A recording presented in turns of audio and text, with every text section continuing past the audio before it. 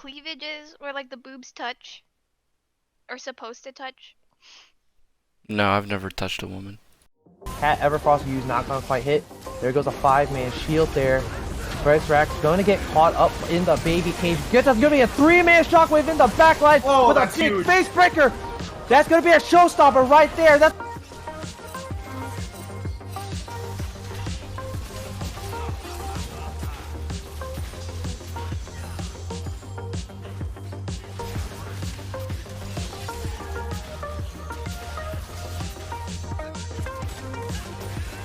Can't get slowed when he was in Pike's Eve. That's too soon, that's too soon.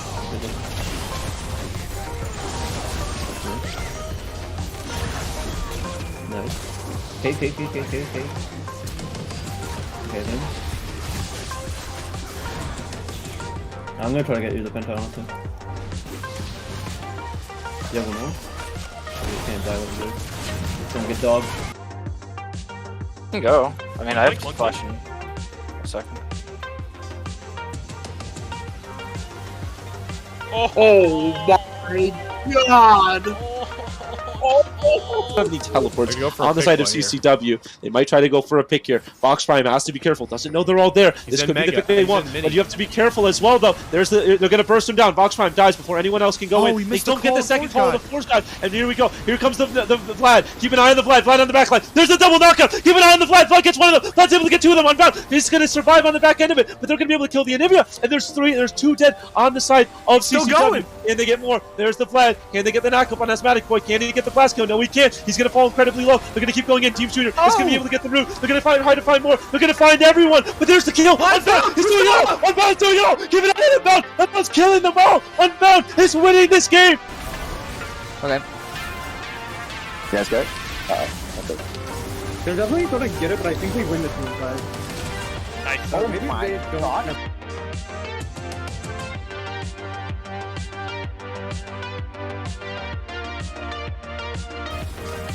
Get it!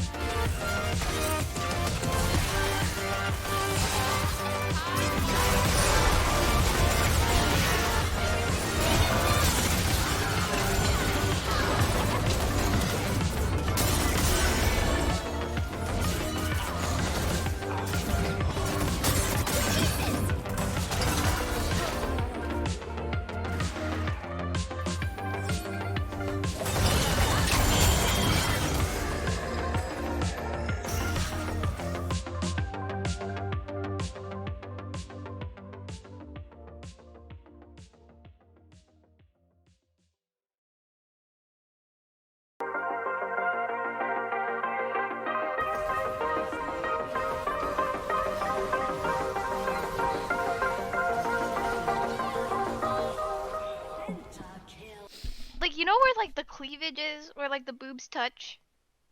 Or supposed to touch? No, I've never touched a woman. Cat Everfrost used not gonna quite hit. There goes a 5-man shield there. Rex going to get caught up in the baby cage. That's gonna be a 3-man shockwave in the backline with a big face breaker. That's gonna be a showstopper right there. That's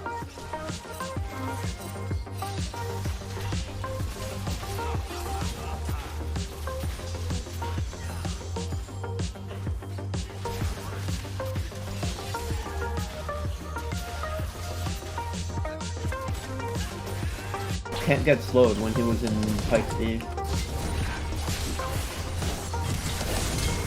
That's too soon, that's too soon.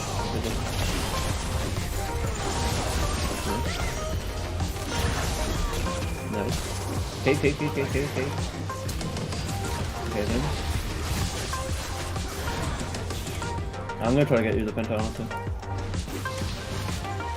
You ever know? You can't die with this. Don't get dog. You can go. I mean, I have flash in a second.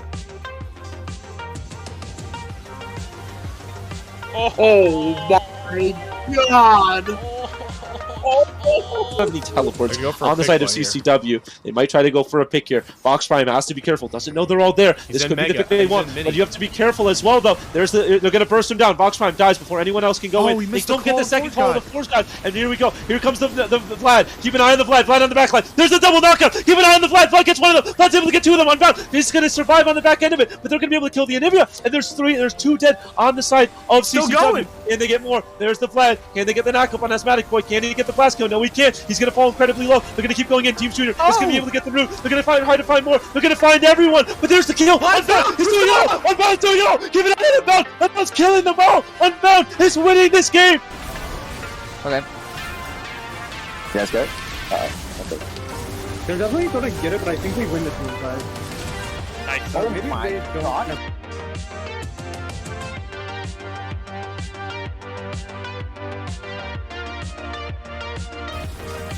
Get it, get it, get it, get it!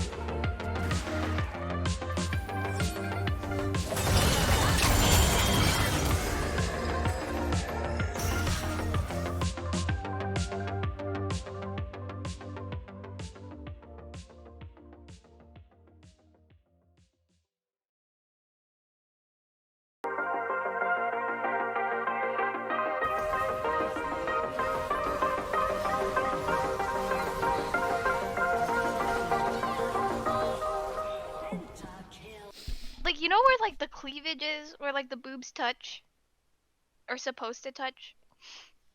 No, I've never touched a woman. Cat Everfrost used knock-on quite hit. There goes a 5-man shield there. Bryce Rack's going to get caught up in the baby cage. That's going to be a 3-man shockwave in the backline with a big face breaker. That's going to be a showstopper right there. That's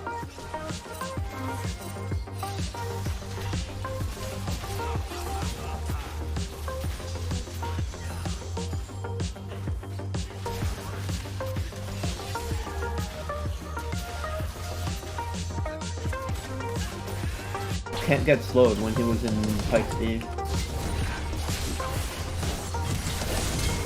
That's too soon, that's too soon.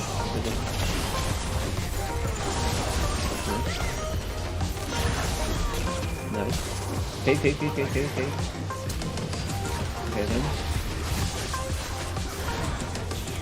I'm gonna try to get you the penta, honestly. You have one more? You can't die with this. Don't get dog.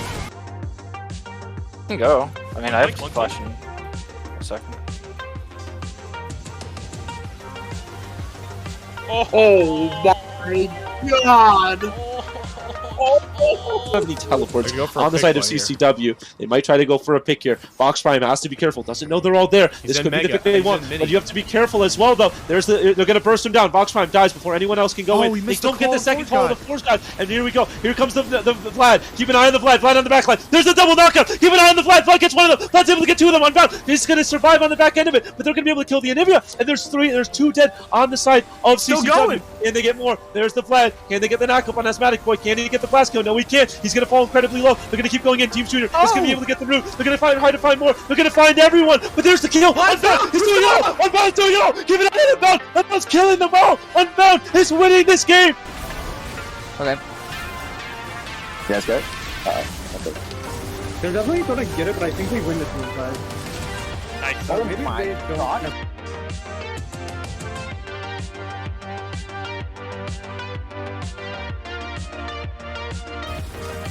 Get it, get it, get it, get it.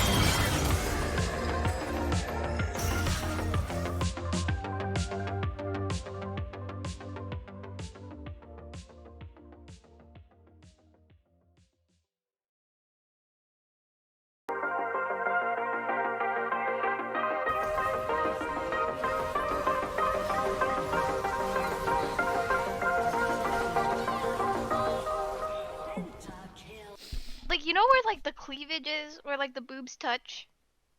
Or supposed to touch? No, I've never touched a woman. Cat Everfrost used knock on fight hit. There goes a 5-man shield there. Bryce Rack's going to get caught up in the baby cage. That's going to be a 3-man shockwave in the backline with a big face breaker. That's going to be a showstopper right there. That's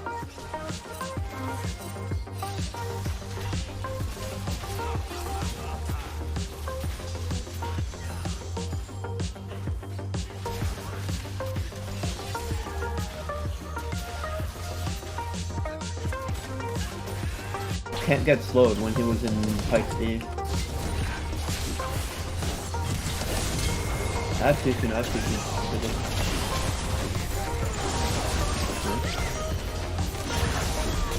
Nice. Okay. Okay then. I'm gonna try to get you the penta, honestly. You have one more? You can't die with him, dude. It's gonna get dog. Can go. I mean, I have flash in a second. Oh my god! Have any teleports on the side of CCW. They might try to go for a pick here. Vox Prime has to be careful. Doesn't know they're all there. This could be the pick they want, but you have to be careful as well, though. They're gonna burst him down. Vox Prime dies before anyone else can go in. They don't get the second call of the force dive, and here we go. Here comes the Vlad. Keep an eye on the Vlad. Vlad on the back line. There's a double knockout. Keep an eye on the Vlad. Vlad gets one of them. Vlad's able to get two of them unbound. He's gonna survive on the back end of it, but they're gonna be able to kill the Anivia. And there's two dead on the side of CCW. Can they get more? There's the Vlad. Can they get the knockup on Asthmatic Boy? Can he get the blast kill? No, he can't. He's gonna fall incredibly low. They're gonna keep going in. Team Shooter is gonna be able to get the root. They're gonna try to find more. They're gonna find everyone. But there's the kill. Unbound. He's doing it all. Unbound doing it all. Give it out. Unbound. Unbound's killing them all. Unbound is winning this game. Okay.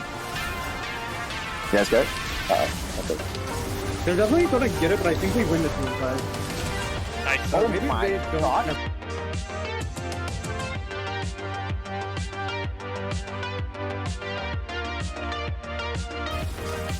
Get it, get it, get it, get it.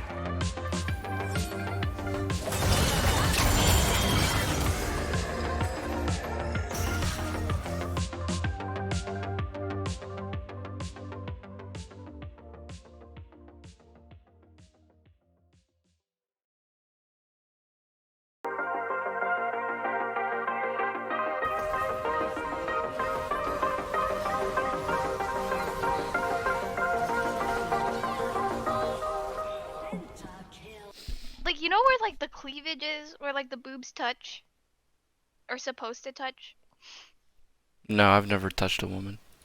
Cat Everfrost will use knock on quite hit. There goes a 5-man shield there. Bryce Rack's going to get caught up in the baby cage. That's going to be a 3-man shockwave in the backline with a big face breaker. That's going to be a showstopper right there. That's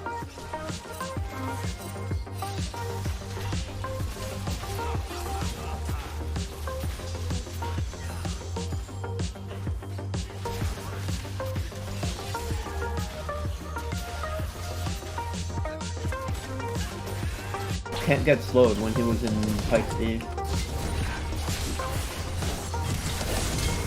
I have to. Nice.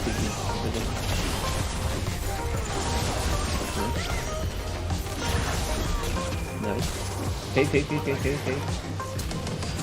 Okay then. I'm gonna try to get you the pentagon. You never know. You can't die with this. Don't get dogged. Can go. I mean, I have flashing. A second. Oh my god! Have any teleports on the side of CCW. They might try to go for a pick here. Fox Prime has to be careful. Doesn't know they're all there. This could be the pick they want, but you have to be careful as well, though. They're going to burst him down. Fox Prime dies before anyone else can go in. They don't get the second call of the force dive, and here we go. Here comes the Vlad. Keep an eye on the Vlad. Vlad on the back line. There's a double knockout. Keep an eye on the Vlad. Vlad gets one of them. Vlad's able to get two of them unbound. He's going to survive on the back end of it, but they're going to be able to kill the Anivia, and there's two dead on the side of CCW. Can they get more? There's the Vlad. Can they get the knockup on Asthmatic Boy? Can he get the blast kill? No, he can't. He's going to fall incredibly low. They're going to keep going in. Team Shooter is going to be able to get the root. They're going to try to find more. They're going to find everyone. But there's the kill. Unbound. He's doing it all. Unbound is doing it all. Give it out. Unbound. Unbound's killing them all. Unbound is winning this game. Okay. Yeah, it's good. They're definitely gonna get it, but I think they win the team fight. Nice. Or maybe they don't.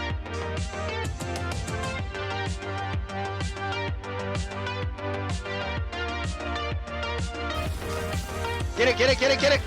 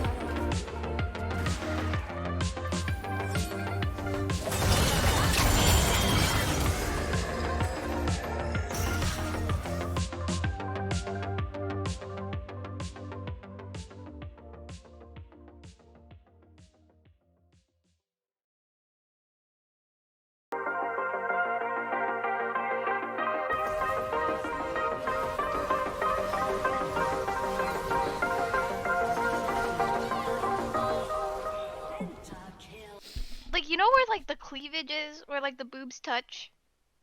Or supposed to touch? No, I've never touched a woman. Cat Everfrost will use knock on quite hit.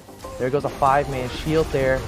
Bryce Rack's going to get caught up in the baby cage. That's going to be a 3-man shockwave in the backline with a big face breaker. That's going to be a showstopper right there. That's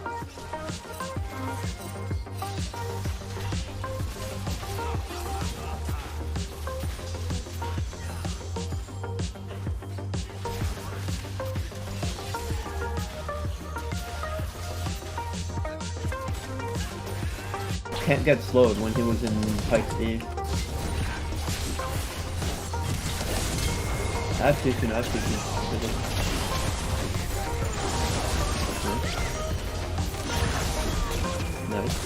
Okay. Okay then. I'm gonna try to get you the pentagon. You never know. You can't die with this. Some good dog. You can go. I mean, I have flash in a second. Oh my god! Have any teleports on the side of CCW. They might try to go for a pick here. Fox Prime has to be careful. Doesn't know they're all there. This could be the pick they want, but you have to be careful as well, though. They're gonna burst him down. Fox Prime dies before anyone else can go in. They don't get the second call of the force guy. And here we go. Here comes the Vlad. Keep an eye on the Vlad. Vlad on the back line. There's a double knockout. Keep an eye on the Vlad. Vlad gets one of them. Vlad's able to get two of them unbound. He's gonna survive on the back end of it, but they're gonna be able to kill the Anivia. And there's two dead on the side of CCW. Can they get more? There's the Vlad. Can they get the knockup on Asthmatic Boy? Can he get the blast kill? No, he can't. He's going to fall incredibly low. They're going to keep going in. Team Shooter is going to be able to get the root. They're going to try to find more. They're going to find everyone. But there's the kill. Unbound. He's doing it all. Unbound is doing it all. Give it out. Unbound. Unbound's killing them all. Unbound is winning this game. Okay. You guys good? Okay. They're definitely gonna get it, but I think we win the team fight. Nice. Or maybe they don't.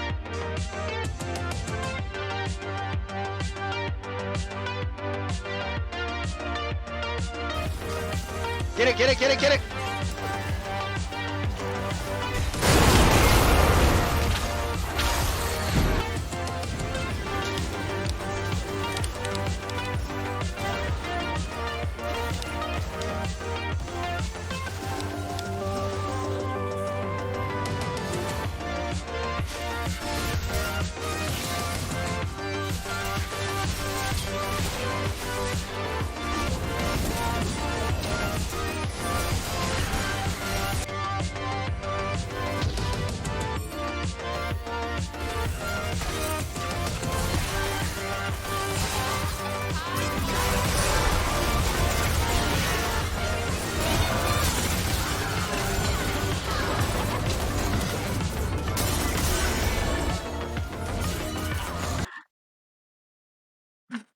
Hi everybody, welcome to Risen Draft League semifinals, best of 5. We are here with Kamaka and Lucan, and the teams are getting ready to go draft, so we're gonna take it there. Yeah, without further ado, here we are. Quickest start I've ever seen to any stream that's ever existed. There was no delays at all. Nobody's roof caved in and started leaking, and they had like all toilet water going everywhere. We're just gonna go straight into the bans as we see in Aatrox. Yeah, Aatrox being banned, and not too super surprising. He's always one of the more annoying top lane picks, and I'm just curious to see what EOD is going to be picking further on ban. Are they going to go toe-for-toe in the top lane, or are they going to go for, I don't know, an ADC ban or something like that? Jarvan 4, probably one of the least ones I was expecting.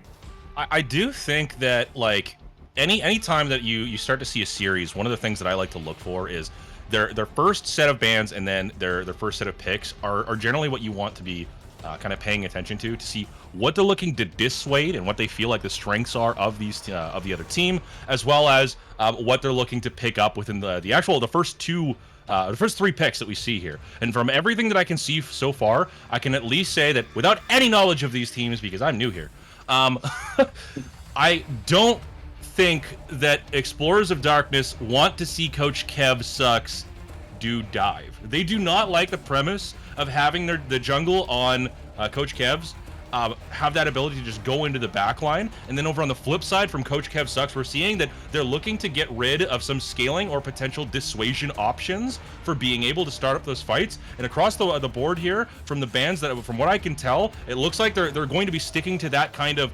suppression of that identity that exists on that side. With that being said, do we see Coach Kev Sucks pull in something that's going to have that sort of potential, or we see them pick Kai'Sa, actually? So we see somebody who can kind of follow up on something that goes over to the back side. That being said, Kamaka, what are you expecting if you do have some history knowing some of these teams?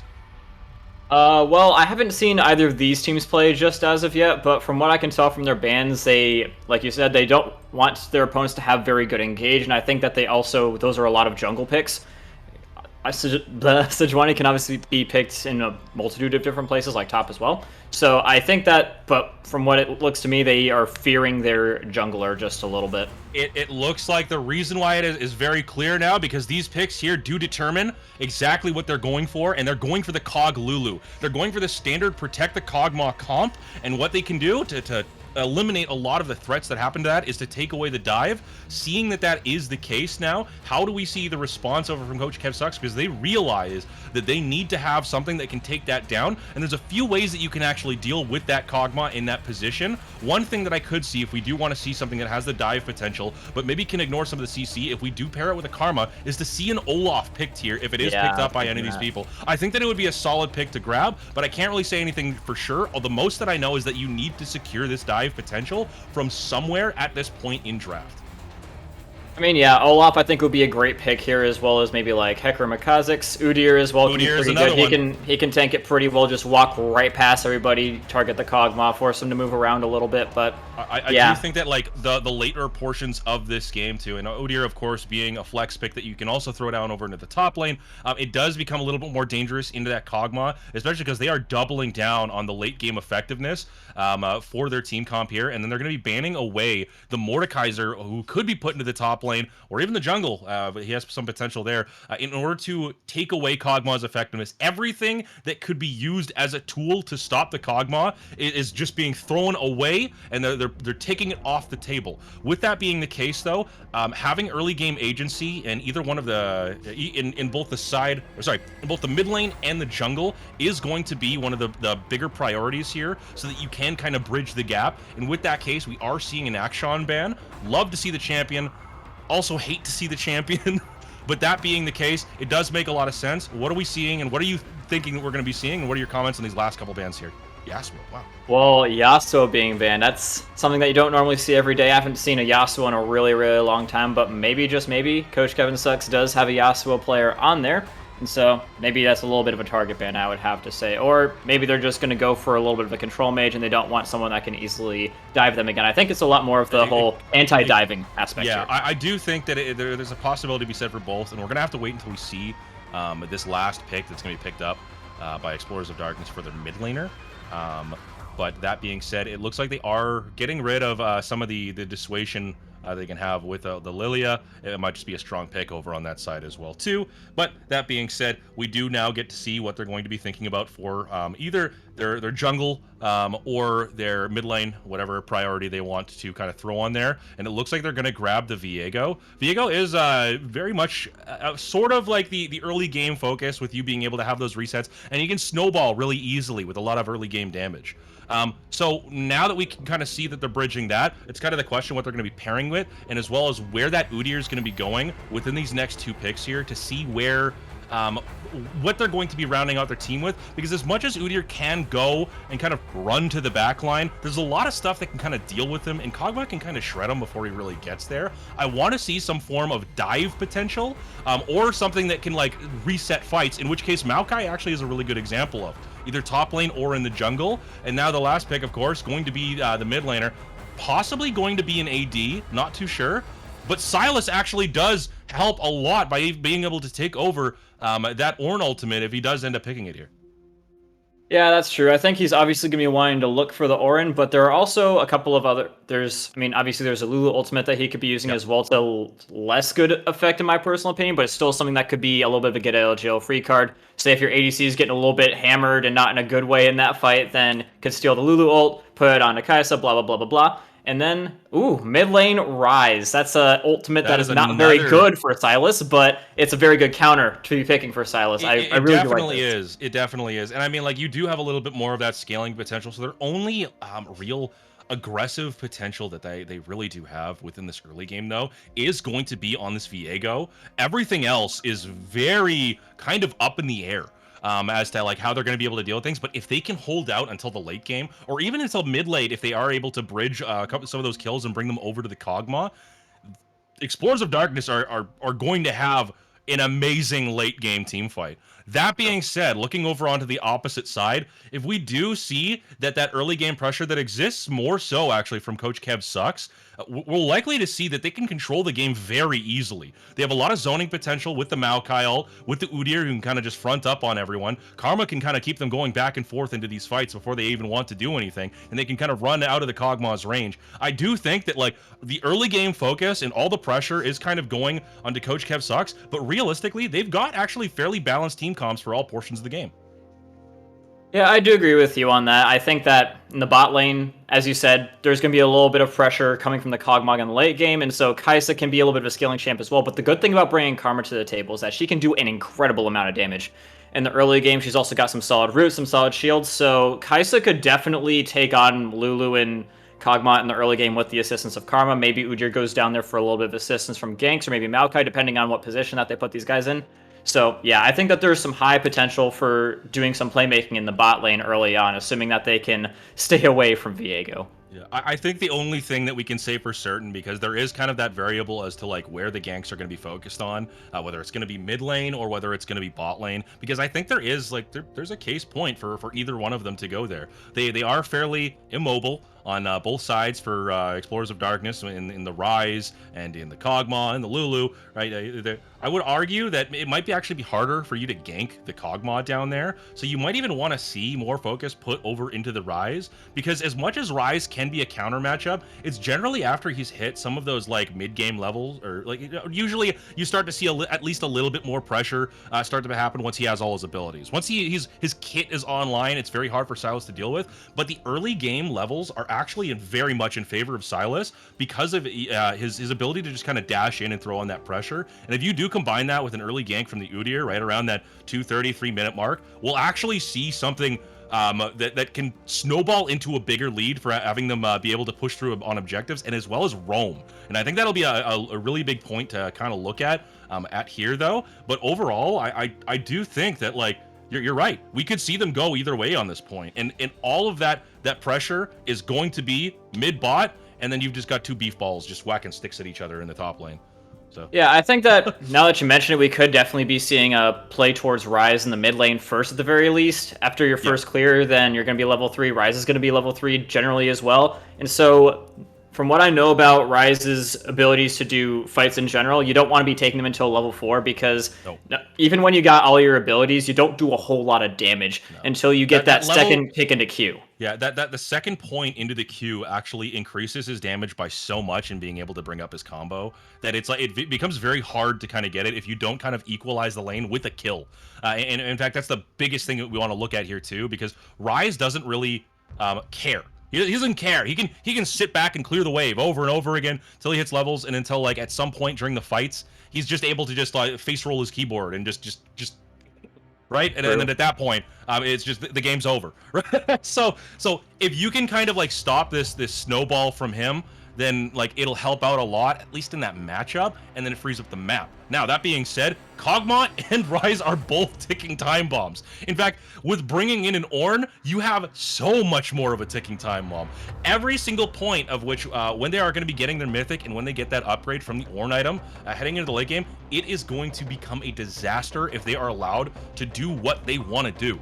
So, I want you to throw out what you think is going to be happening, but first, let's get Haru to kind of get an idea on the situation.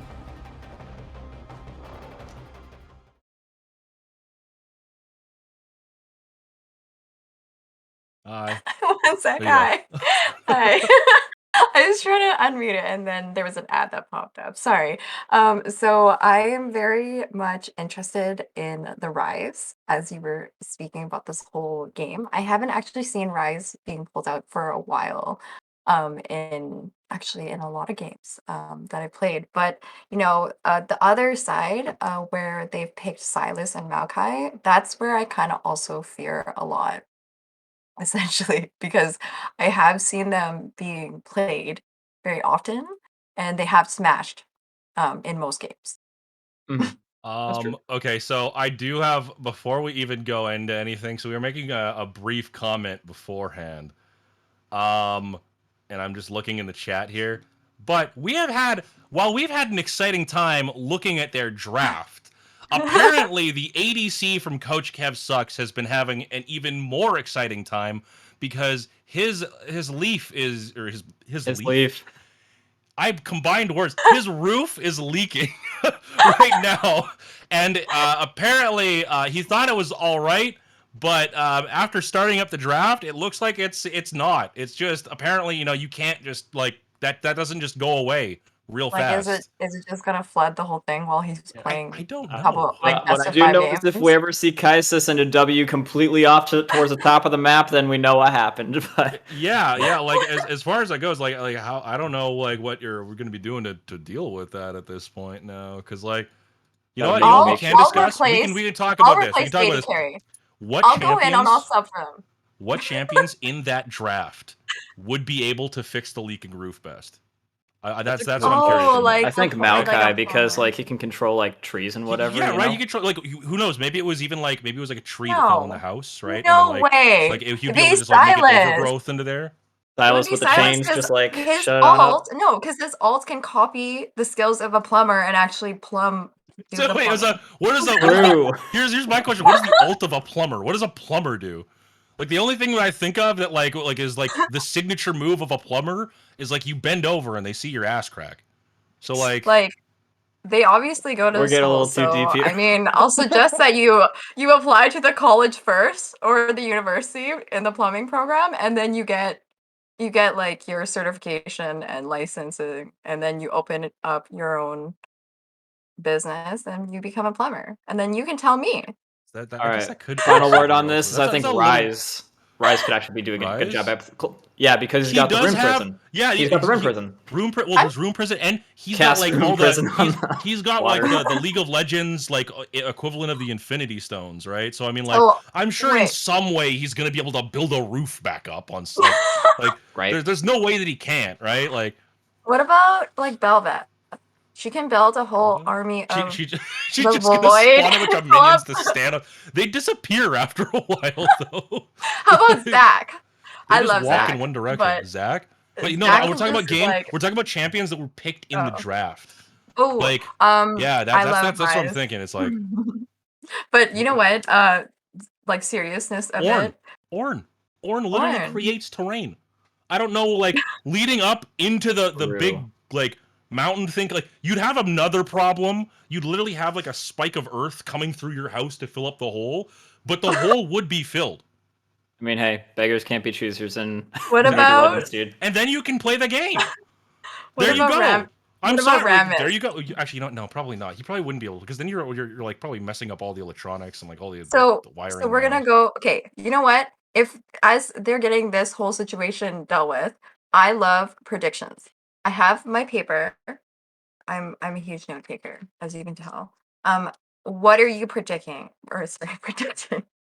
Well, I'm gonna go over. I'm gonna say what is likely to happen here because it looks like they are gonna have to bring in an emergency sub, and that's gonna take a little bit of time at this point. Okay. Very unfortunate. But I think overall with this draft, let's talk about what would have been the prediction for this game.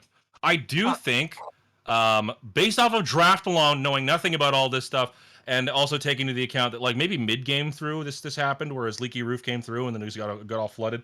I'm gonna say that Explorers of Darkness probably would have taken it anyways, right? Their draft plus the Leaky Roof kind of like solidified that position. They would have gotten to that late game portion and they would have been able to just kind of throw everything at them and get to that point where they were able to just take them out, right? So I think that would have been the case. I do think there was a case in point to be brought over for Coach Kev Sucks to kind of be able to bridge that gap if they solidified that lead at least a little bit. But I do think that at least they would have had a slight bit of the edge over. All right. I have Um, that written down. As for me, talking about what could have been, I think that what's it called? EOD. I think that on paper, as far as the game goes, like I'm going to bring in a couple of different things. I'm going to talk about the records in the regular season, which CKSs have a little bit better one than they do, and I think they beat them in the regular season. But I think that EOD does have like an on paper better comp as far as the game goes on. The ease of execution It's also pretty much there. They can go for some rise dives. They can go for a whole lot of dives in a bunch of different ways. They don't really have a whole lot of interrupts for Auron's ult, so I think that by the end of the game, EOD definitely would have won it. I think that CKS does definitely have a little bit of a potential to blow them out in the early game. It just depends on how good the individual players are in the individual lanes, but overall, I think that EOD would have won the game. I think that that would definitely would have been the case, and realistically, of course, we don't know, and it is an unfortunate situation. That being said, though, running it by just the champions' availabilities and what they were able to do, it's really, like you said, it's ease of execution as well as like ease of I get just ease of execution. Your overall goal. No, the goal of like what you're trying to achieve within that game. Like win condition. I don't know why that escaped me. Your win condition is literally just get to late game, survive, then throw out your abilities when you need to when they run at you. Like, that's it. Like they've got this. They got 3 things they need to do, and then we talk about what you need to do in order to get to that point. For Coach Kev sucks. And you need to have Udyr. He needs to be ganking the right lanes back and forth over and over again. He cannot make the wrong moves here. He needs to make sure that he's going back and forth with those and pushing up the pressure at all times, because the other jungler actually has a lot of early game pressure and a lot of early game damage. He needs to make sure that he is out farming the other jungler as well too. Everything is basically on this Udyr to kind of get across the map, and then it's for him and it's for him and Sylas to kind of create that opening and just keep that up. They're constantly needing to push the envelope and be proactive in order for them to do things, while you've got the other team that just says, you know what, we wanted to sit back anyways, so if you want to come at us, by all means. Once we're all level 6, we're fine. You can come over. You know what, we'll be good too. You want to jump on Kog'Maw? Lulu's here. You know what, Lulu's gonna be here. You know what, Viego, he's in the brush.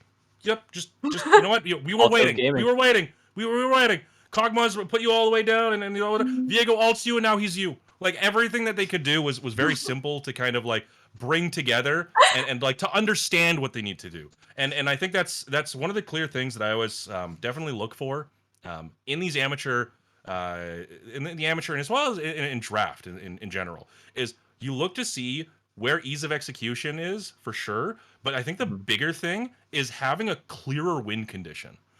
Sure. Defining a win condition versus like being able to just everyone plays Malphite and they just all press R at the same time, right? It's like that's a really simple way to do everything, right?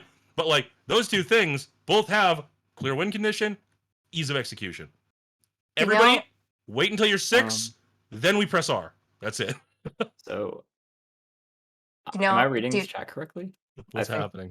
Read the chat real quick. I think that they might be having to forfeit game number 1 and redo the draft. I don't know if that's confirmed or not, but they're talking about it right now.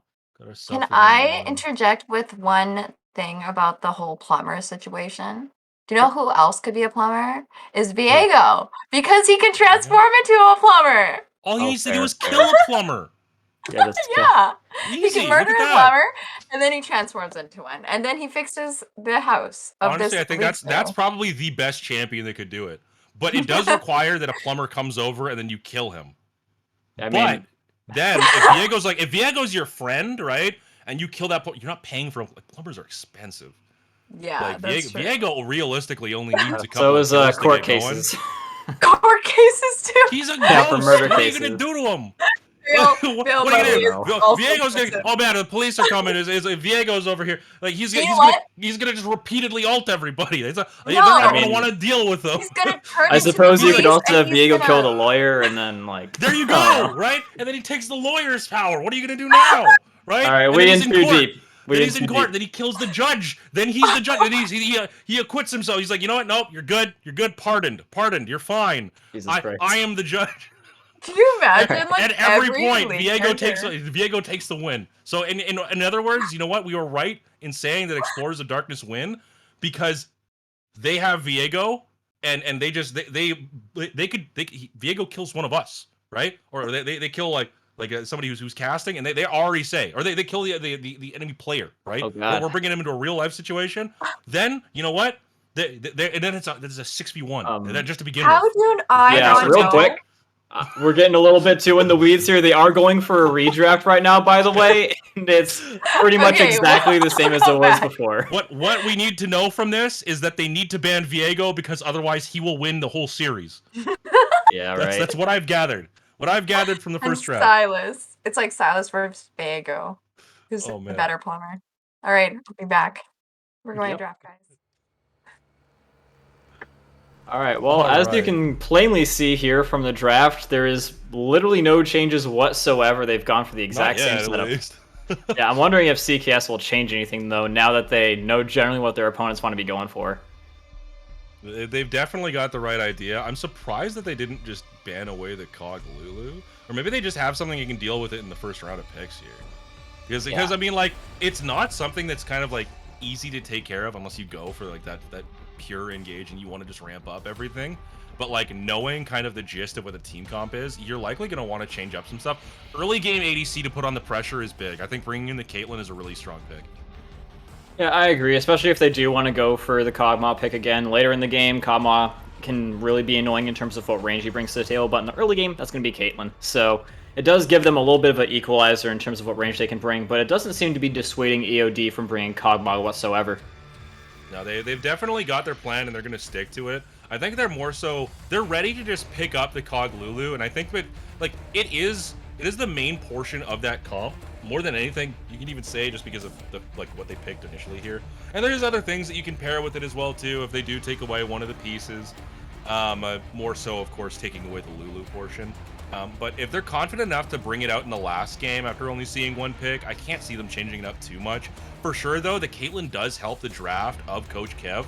And then just bringing in the Karma, it's looking pretty similar so far. I guess the question is just, like, what are they going to bring in here next? Do they bring in the Udyr knowing kind of what they're going to be bringing up against it? And, like, if they do, they could, like, kind of throw him for a loop and throw it in another lane.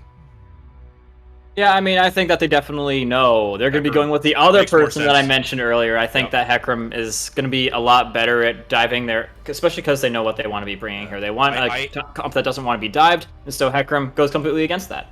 They are choosing to be a part of the meta that made me stop watching professional League of Legends, where they only pick Udyr and Hecarim, and I get bored and fall asleep, and it's like 2 o'clock in the morning, and I was watching LPL, and I was hoping that something different would happen. But hey, you know what? Ornn has picked up again, and I like seeing that champion. But overall, yeah, it makes more sense. Having the Hecarim and Viego definitely throws a wrench into the plans a lot more than that Udyr did in the last session there, too.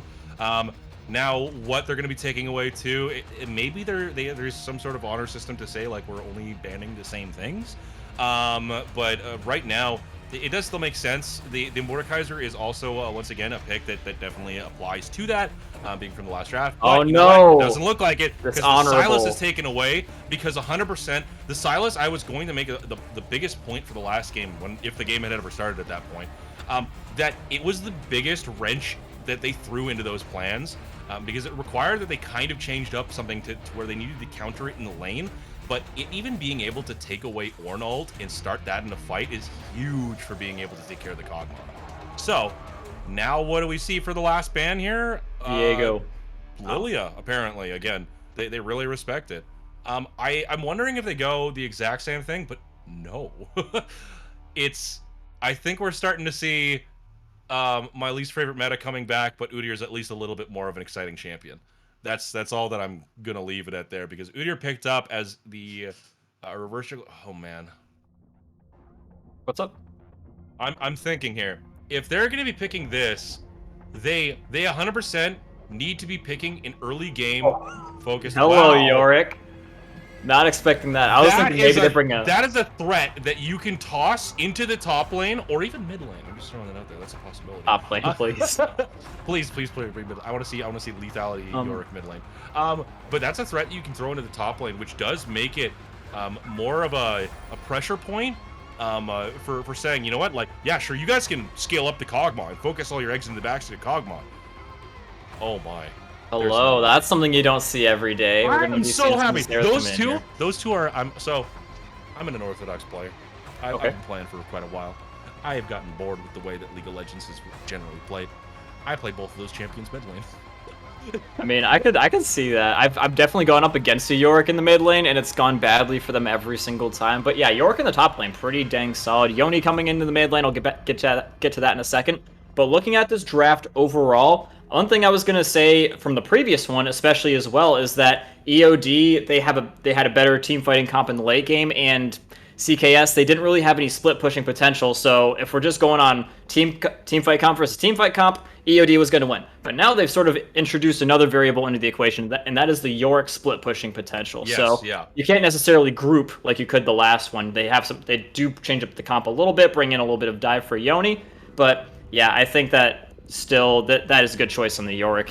I never thought I'd be saying that. I think that, yeah, it's like, but realistically, like, you don't need to have the Yorick there. It can be any side lane kind of aggressive pusher, just split pusher that can be put there. But Yorick especially, though, is very much double downing on that early game focus that you can already produce here. Now, on the flip side of this as well, too, you do have a Xerath that if he can kind of get to a point where he's relevant, because most Xeraths, the way that they play is they're just going to clear the wave, back away, clear the wave, back away, clear the wave, and that will repeat until the end of time, because that's what most of them do. Now, once it reaches that mid-game point, you're going to see a lot of pressure that can be put even onto the backline with that Kog'Maw being the solo damage focus, where, like, they've got some tools to kind of, like, reverse a fight, but if Xerath makes the conditions that any fight that they take even after they try to reverse it is an inopportune one, by whittling down the main carries, it could be spelling a very, very bad situation leading up into these fights before they even happen. So I'm excited to see how these turn out. Just in general, I think there's a lot of different ways that we could see this going now, just based off of these picks alone. But I think the main focus that I'm going to be looking at is that in these, in every moment of the point where they can start to do it, which I'll throw out the number of like 12 minutes. I'll say about 12 minutes, we should start to see the comp of Coach Kev Sucks come online and start to just look to repeatedly kill somebody on cooldown with their cooldowns. Whether that's Yone or whether it's Kog'Maw, I don't currently know. Heck, it could be Lulu at this point. Anybody who's got like not enough health to be able to deal with the onslaught of the Caitlyn Xerath with the Hecarim diving for the initial CC is going to feel pain this game. So that's all I gotta say. Let's bring in Haru.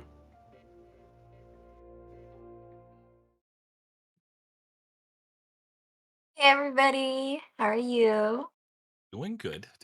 I'm pretty good. I'm gonna throw out there that, you know what? Fat and sweaty, he's looking like me back over like mid-COVID. Meaning not just because he's playing Xerath. Oh my goodness. Well, make sure you have your tempers to change into while you're sweating. We're gonna do our predictions quickly before they get into game. What are your predictions?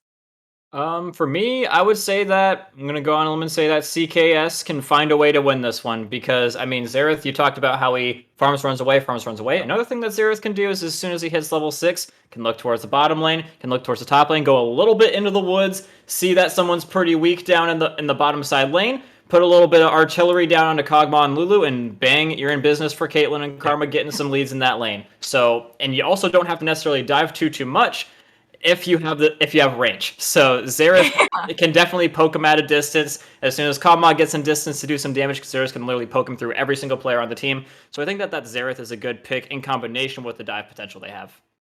So I think CKS wins. I 100% agree, and I will stick with that, because I see a team that picks up 2 champions that I main. I can't say that like they're not going to win. Like I would be a huge hypocrite for like the advocacy of my picks if I said no. What I will say though is that while I do believe that Coach Kev Sucks, it to me has the more favorable way. Like they have more tools and more ways that they can kind of throw themselves in to win this game. A lot of it is very contingent on the pressure that can be created on the map from the Xerath and keeping him relevant. In fact, with the only true way of dealing a lot of AP damage that is going to be consistent, as we are going to see a lot of safety happening from the bot lane. I don't expect the Karma to be getting too ahead, and if she does, then I mean, like, then you've got an argument there. But Xerath being the main AP damage on this team, and the ability to kind of like throw a wrench into the idea of the identity of Explorers of Darkness's comp means he's key. And with him being key and being up into a Yone, a very annoying matchup to kind of have to maneuver around in the first place, and being up against an Udyr who after can just follow up and throw down that CC and slow him down. Like, he's a very immobile mage, and as long as you know your range, then yeah, you can kind of work around that. But the pressure will likely all be on the Xerath this game, and I think that everything that we are going to be seeing in that early portion is going to be on him. So you know what? Fat and Sweaty, be true to your name. And you are going to have to get sweaty in this one because they are too, and they're going to be looking for you. Okay, so two for CKS. After this, I'm also gonna ask the production team what their choice is too. It's my favorite. What are you feeling, Mowgli? Like what are you feeling, Mowgli? What is your what is your vision see? Okay, but we're gonna speak on.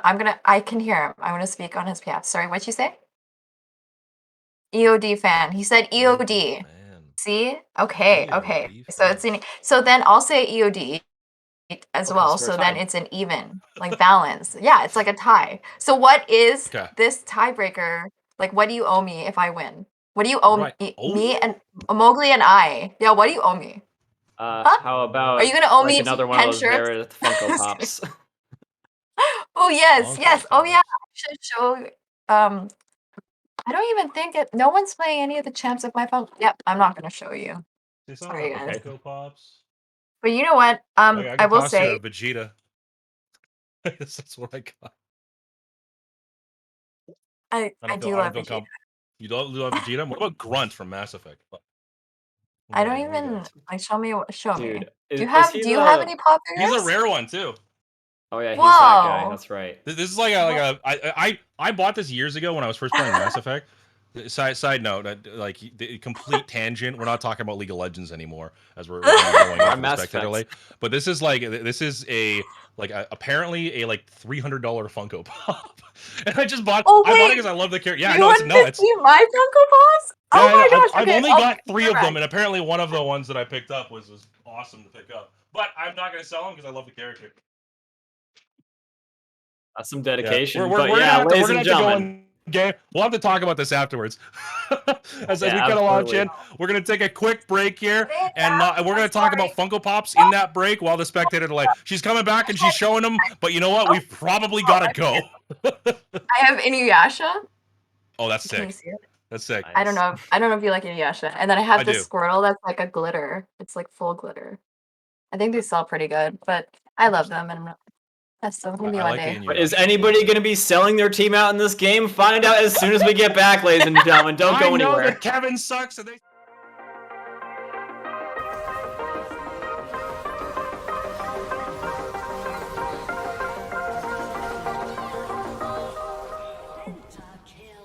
Like, you know where like the cleavage is, where like the boobs touch, or supposed to touch? No, I've never touched a woman. Cat Everfrost used knock on fight hit. There goes a 5-man shield there. Rack's going to get caught up in the baby cage. That's going to be a 3-man shockwave in the backline with a big face breaker. That's going to be a showstopper right there. That's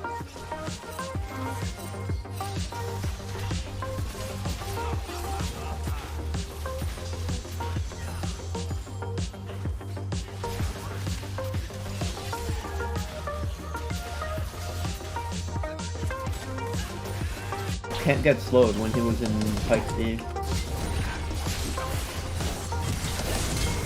That's too soon, that's too soon.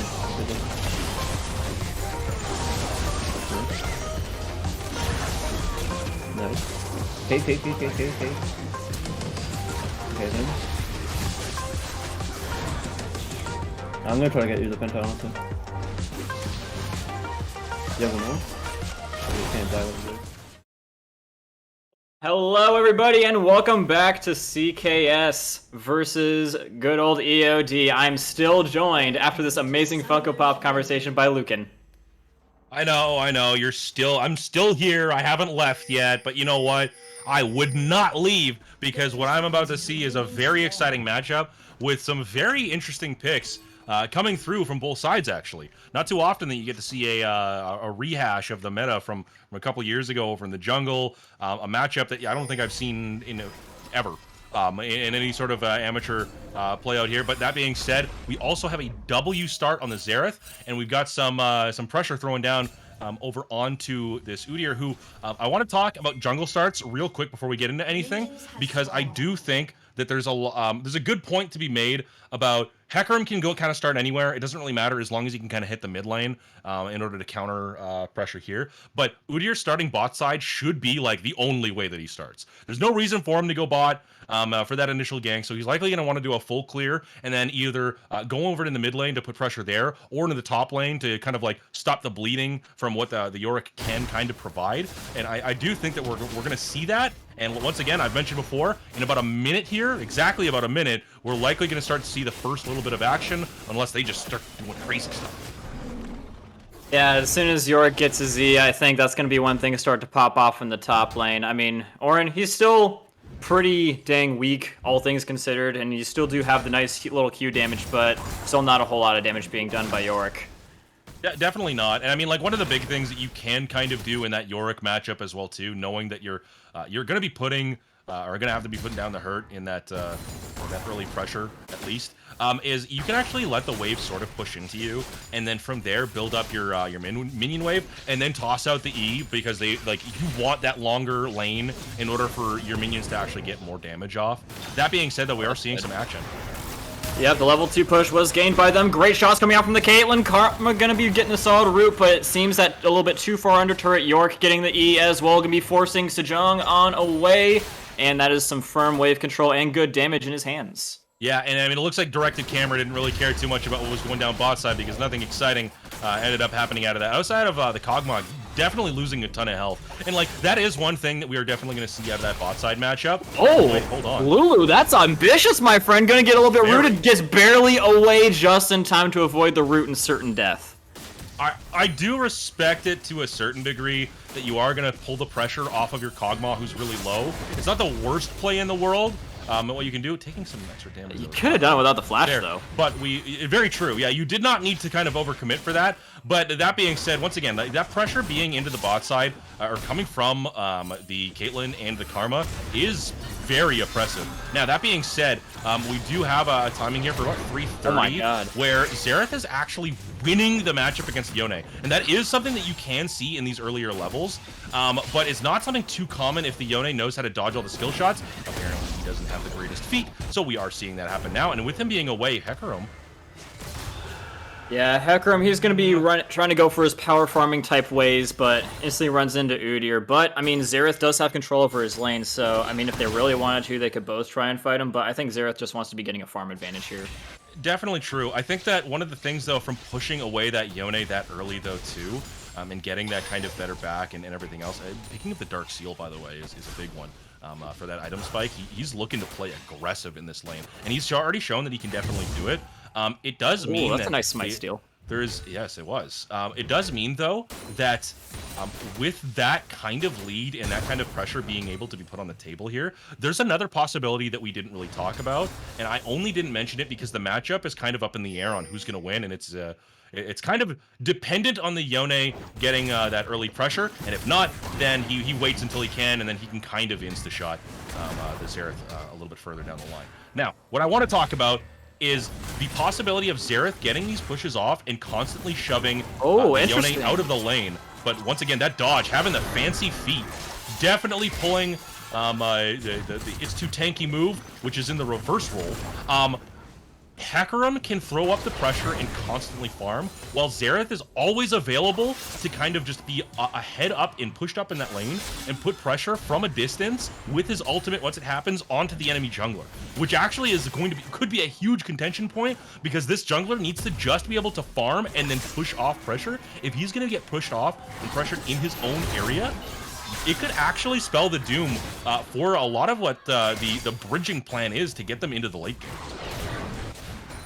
Yeah, and I mean, I'm hoping that for Yone's sake, those boots that he was able to buy are going to be helping him dodge things a little bit better up against the Xerath. He's been getting a lot more aggressive on him, despite the fact that he's been, being a little bit beaten upside the head. But, I mean, yeah, Yeah, Xerath's just still been able to do whatever he wants, very close to level 6. And Udyr trying to come in here and change things up a little bit, seeing if Yoni can do a little bit of a knock up here. And here comes Udyr, but it is not. It is going to be enough. Just kidding. Whoa, let's go there. All right, the flash and the ignite coming off. And I was kind of expecting to see the exhaust pulled off a little bit earlier, but the disrespect in not pulling it is actually going to be huge. Leaving that pressure open, it is kind of what you're looking to expect, though, once you hit into those like mid levels there as well, too. And then now having the ult, it's actually only going to get worse. We did, I did want to make a mention of the Dark Seal and, oh man, I'm already forgetting, Dark Harvest. It's another dark word. Those being the case too, Xerath's actually going to be kind of a monster in the late game if he can get those procs off. But that kill going over to the Yone does actually kind of swing this back to where Udyr should be safe in his own jungle, and we do kind of have a little bit of that pressure swing, because Yone very much is kind of like, he's able to throw off the early pressure, and then he will get to a point where he can be a monster, and he needs to be able to dive into the backside and onto the Xerath in every one of these fights. If that can happen every time, then it's the contention point. Everything is kind of based off of this mid game, or this mid lane contention point, and with that kind of being the other variable that I want to talk about, can we talk about how Yorick is actually losing the Ornn matchup right now? Yeah, I mean, he is way down in terms of CS. He's down a level as well. Yeah. So, yeah. It's about to equalize because he finally has Maiden, but like I was not expecting that to go quite that way initially. Yeah, and honestly, I was seeing a play starting to develop down in the bot lane. I thought they would potentially go for something, but seeing that Yoni's back, they're probably going to be trying to just stay in their own lanes and make sure Yoni doesn't get any more plates. Yeah, it's interesting to see because you do have a bit of that bot lane discrepancy in the gold, of course, too. But it's not that much. Like, it's only about 300 that's being brought over to the Caitlyn, which is not a kill's worth, but I mean, you'd like to see more going into this matchup with how aggressive you've picked your bot lane.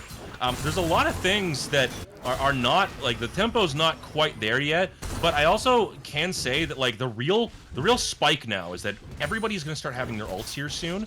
And I said that about, like, the 12-minute mark is where we could see like a monster occur.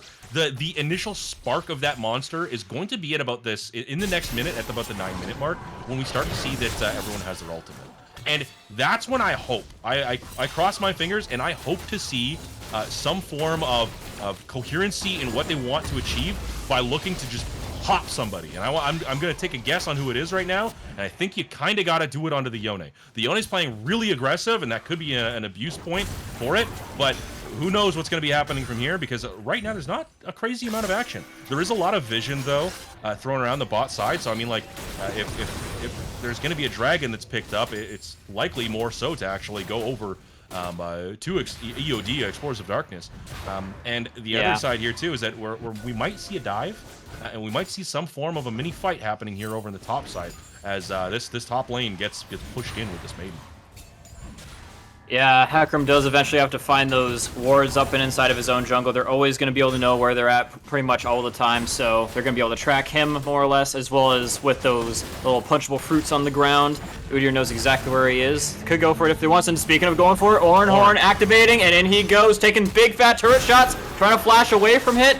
And Hecarim might be trying to save him, but he's not going to be able to. Hecarim saving him! Hecarim tackling him nice and away. Ornn should be able to get away from this. No ultimate to sustain him here, so somehow, someway, Yorick is going to be surviving that. A very close call, but at the same time, the plates that Yorick actually got off that were huge. The actual gold in that push there off of getting those plates swung for him in about 500 gold. We now have a Yorick that's about 500 gold ahead while being just about 7 CS behind. And that can actually make a very big swing here as whoa. Speaking of swinging, a lot of swords, a lot of axes swinging up here in the mid lane. And Xerath trying to come in here and give a little bit of support here as well. That should be a kill. He's going to snap back. He's going to snap back to his original spot. Ult popping out, but Xerath's going to be stunning him. That should be a kill. There you go. Fat and sweaty. He is ready to be getting the kills finally. And very much pulling out the Dark Star portion there by pulling out the space, and of course Yone snapping back to reality, and there goes gravity. And here we are next as we start to see the little bit of push coming through here, and the ability to kind of throw in a lot of support from a range. A lot of damage coming through there. Not every one of the Rite of Arcanes was hit, but in the end, it does shut down the Yone and get to a point where we are going to see that little bit of equalization happen back and forth. Buff transfer complete. Xerath has the blue buff. and that is what we can kind of expect to see. And that's only a part of it for what we can actually see later on, because we have yet to see the Caitlyn be able to throw in her ult with the Xerath, throwing in the initial amount too for the execute, with a Karma speeding up a Hecarim to start it up in the first place. I have a question for you. What's up? Who do you think is going to break the turret first? Caitlyn or freaking Yorick? Honestly, I got a feeling it might actually be the Yorick, because I think Yorick's not going to be going back here, right? He's not sitting on too much gold, and he can still throw up the Maiden here in a second. But but the tackle coming on in here, trying to ult on away, but the stun lands, and there he goes once again. Yorick was here and ready to give some assistance, but it's not even going to be needed. Easy pickings for Xerath again. Oh man. Okay, so let's quickly talk about the kind of power that we're actually going to see out of this. There's not many Dark Harvest stacks that are brought onto the Xerath. It's actually a really hard rune to bring into comp, especially if the picks aren't all that squishy. I don't actually recommend it. I think picking up Comet is actually better. That being said, though, having the amount of gold that Xerath has right now, like he's even right now. We're gonna fight this. Oh boy! And they go, trying to go in for the Phoenix, dropping it on him, but there's too many more people here. There's nothing that's gonna be done here, and so I don't see a world in which they don't get out of here. I really think that's going to be the case too. Hecarim is just getting his ult now. They might actually look. No, they're not going to without that stun hitting. That being the case, okay, so I'm looking at that fight. I didn't think that anything was really going to happen with how far away the Yone was. That was the only kind of point that I was kind of trying to look at. But I'm going to continue on my point from before, in that Xerath, once he gets hit the Ludens, is actually going to be hurting. Every time he's able to throw down a poke, like any sort of poke ability, is going to be nuts. That being said, though, Yorick is in danger here. Oh, he's still here. He's in big danger. And Udyr's coming in here as well, but he should be able to get away. Yeah, Udyr's not running over, unfortunately. Okay. Let's take a quick breather here, and let's assess where the game is at. What my thoughts are may be different from what you've got going on, but I think the big point that I want to take to here is that we're actually seeing like the pressure kind of being put on by both sides here, which is not exactly what I was expecting. But there's a lot to be said about how this is going to be played out here. Rite of the Arcane is up, and it does look like they might want to put pressure onto this Herald, though. Yeah, I mean, Hecarim's probably sticking around. His ult is up. He could ult in and smite it if he really, really wants to, but he's not going to. Udyr's going to get that one nice and safely away. It looks like Yorick was too low to actually join up for that fight, so he didn't actually do anything with it. But, I mean, he was able to walk away by throwing up the wall there, so... he's getting that free pressure and getting those minions and equalizing the lane from there. I want to say that we're probably going to start seeing some mythics being dropped here soon. And with that being the case, I think Xerath's taking this last camp here, and then he's going to move towards that. We've got a lot of gold. We actually got 1,000 gold that's kind of sitting on the Caitlyn as well. So Caitlyn's going to pick up that mythic, and we're going to start to see these power spikes right about... I was a little bit wrong on the 12-minute mark. About 14 minutes, we're going to start to see some big buffs here. But that being said...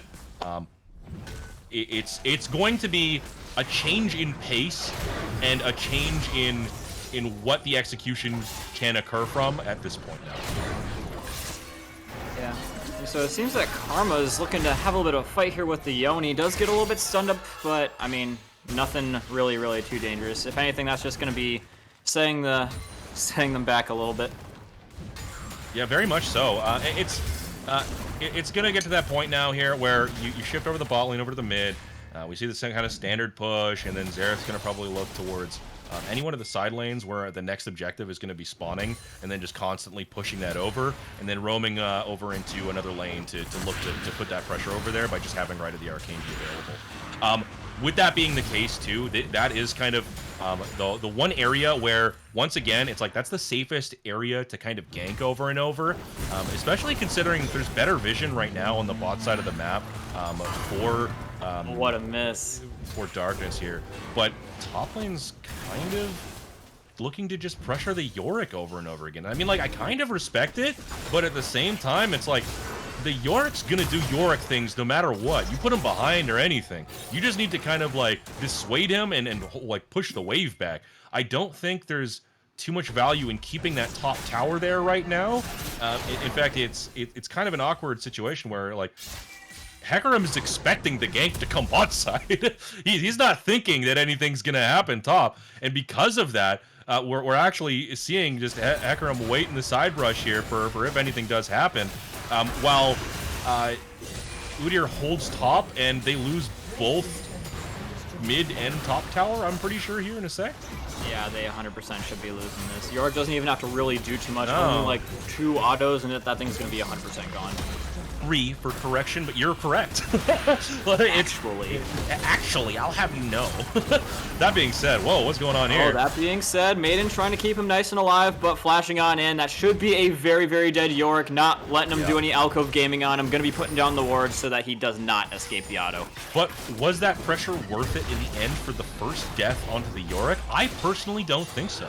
I think that, like, you're starting to see here now, the push comes up from the Xerath, he moves back over to the mid lane, you've got Hecarim waiting at the side, and now they're going to look to do some damage. And that is what they will do every single time. That combo is actually one of the hardest things to deal with if you don't know how to deal with it, which is just by saying camp the Xerath. Just stay on top of the Xerath. You need to put the resources into putting him behind, because, like, putting him behind, taking away his blue buff. You do those two things, he feels pain forever. But, like, right now, with what he's actually got going on for him, with having the Ludens and everything here, he is going to just whittle you down in these team fights. And he is going to constantly look to keep up the envelope, and it's happening. It's already happening here. We're starting to see all the damage come through, and this dragon is a contention point, as we see that already we've got a heal being procced in order to keep the Yone semi-healthy? Wait, what's going on here? Yeah, what's going on here is that Xerath has a ton of Magic Pen. Ornhorn getting activated, as well as the Wild Growth. They're trying to go on in here, trying to single out the Yorick, but no damage really being done except to anybody but the Kog'Maw. It seems like they've got firm control over the dragon for the time being, but I just firmly see them losing it any second that they really want to. And this is what I was talking about. How, yeah, like the fight, like, is this style of play and this fight definitely works with a team that wants to dive and go in. You want to be able to have that. They're not even looking at the front to back right now. They're looking at just the poke and siege. And before Kog'Maw can even become relevant in the fight, you just say, nah, Kog'Maw's not a champion in this fight. You are not able to do anything. Every time I see you in that backline, I am going to make sure that you do not enjoy playing this game and that you regret your decision to play that champion. And that is what is happening in there, and that is likely what's going to happen for these next few moments, is we've actually got a 2K gold lead built up right now from Coach Kevin Sucks. And I think that's kind of a good teller on as to, like, how this game is kind of been playing out here as we look it out. But that being said, like, how do we see what Edge of Darkness, EOD? I think Edge of Darkness. I think Tarkov. Explorers of Darkness. Explorers of Darkness. There we go. Actually, there we go. You get yours. Everybody gets one. But point being, though, what do you think you can see for, like, an ability to kind of get back into your, outside of waiting for the late game? That's not really going to help him too much right now, considering the potential that the Xerath has to kind of throw that wrench over and over into. I don't know. What I've been seeing from Caitlyn is she's just been doing a better job of forcing him out. I'll get back to that point in a second. Xerath trying to give a little bit of distance, whereas distance is not necessarily needed, but he'll still snipe the kill regardless. There's no escape for Udyr either. Even through the exhaust, he's still super speed. That's pretty dang impressive. And so he actually... I lied. He is going to be able to escape. Likely stun going down, but the tackle coming in as well. Not looking for the dive, but the Caitlyn snipe coming on in here. It will not kill him just because he has too much tankiness. And that is the combo that I was talking about. Every time that we're going to see something happen, it's going to be off of that, and they grab an objective. And you set it up whenever you see somebody is going to be a straggler on the side, because at the end of the day, this team comp here, having the Kog'Maw, it is all centered around this support group around one. It is... This Kog'Maw is Goku here, and he needs to reach Super Saiyan God, but he needs everybody to hold their hands around him or something in order for him to achieve it. And guess what? If they're not there, if he doesn't have Gohan, Vegeta, Trunks, I can't remember who was all in that movie. Either way, something's happening. Goku's not online right now. Speaking of not being online, Maiden down, and so is Yorick as well. I want to go back earlier to what we were saying about the gold difference. It was mostly focused in Caitlyn, and I think that's mostly in due to part because Kog'Maw was getting quite forced out of lane. Caitlyn hitting her E and then Q combo pretty shortly after, and then the snipe forcing Kog'Maw out of lane quite a lot. Gave her a lot of just overall advantage in being able to CS. Yeah, and I mean, like, at the end of the day, like, when I'm looking at this, everything here play out, like, I think we're going to see that just happen over and over again. There will never not be a moment where that play is not relevant. That play, as you saw, was actually able to take out the Ornn, the tankiest member on their team right now, because they have equalized that lead. And right now, like, I will say, at every point, this Yone is keeping up in the gold, but it's the effective way that Xerath can actually utilize his gold advantage versus the Yone.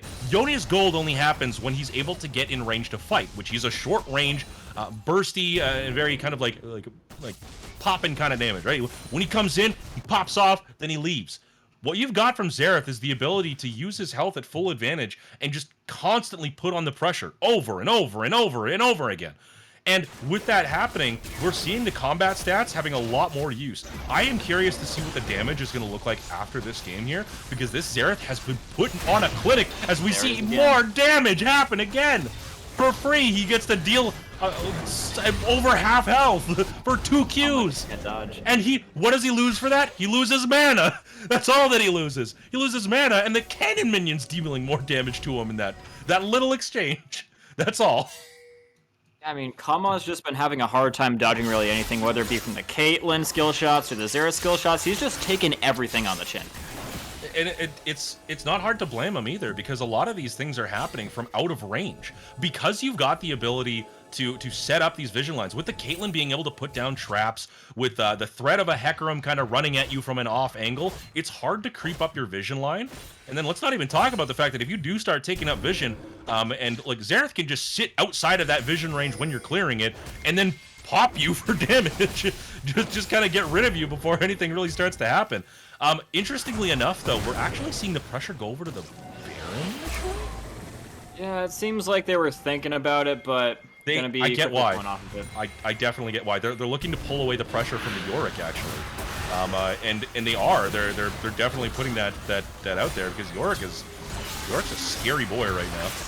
Yeah, with that last Whisper, it's going to be meaning that they can't send anybody that doesn't just do insane amounts of damage towards them. They have to send one of their damage dealers down. In the meantime, things going down on the other side of that. Horn landing down on the Caitlyn, but no one there and able to capitalize. Just trying to keep themselves on and away from dying. And with Dragon starting to pop up, that is going to be a piece of ultimate that they're going to be missing dearly.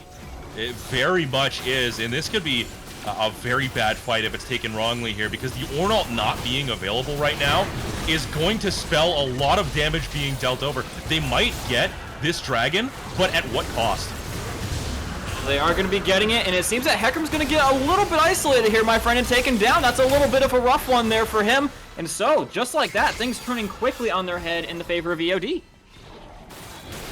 It looks like it. I was actually not expecting that to go back over into the favor of EOD. A little bit of a wrong approach angle there, but they were able to secure that, and that does delay the soul point. Now, in the meantime, though, we did see that we had the teleport come over from the Yorick, and he was put over to that side lane. And with that pressure that he's kind of built up, the longer that this goes on, and the more that we start to see these items pop up, I'm curious as to why. I haven't seen him pick up. What is that item again? That one that makes fighting one champion a living hell. That works really well with Yorick. Serelda's Grudge is a good one. Last Whisper and Serelda's Grudge is a great one, because you get to like kind of double your damage from your minions. But there's that other one, you know, the one that really hurts. Yeah, the one that breaks. Exactly. I was kind of alluding to breaking hulls.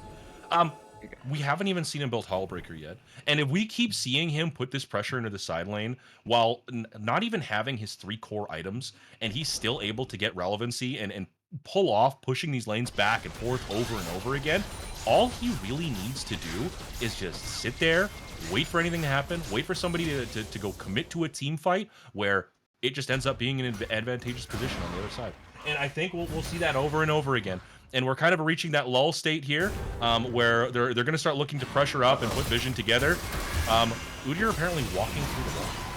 Yeah, it's fighting time. Everyone on task and ready to go, doing some damage. Polymorph landing, trying to escape, but the auto attacks follow him all the way. That's a lot of attack speed coming out now with the Ginsuos as well as the Runaans. There's going to be nothing that they can do in order to contest this Baron.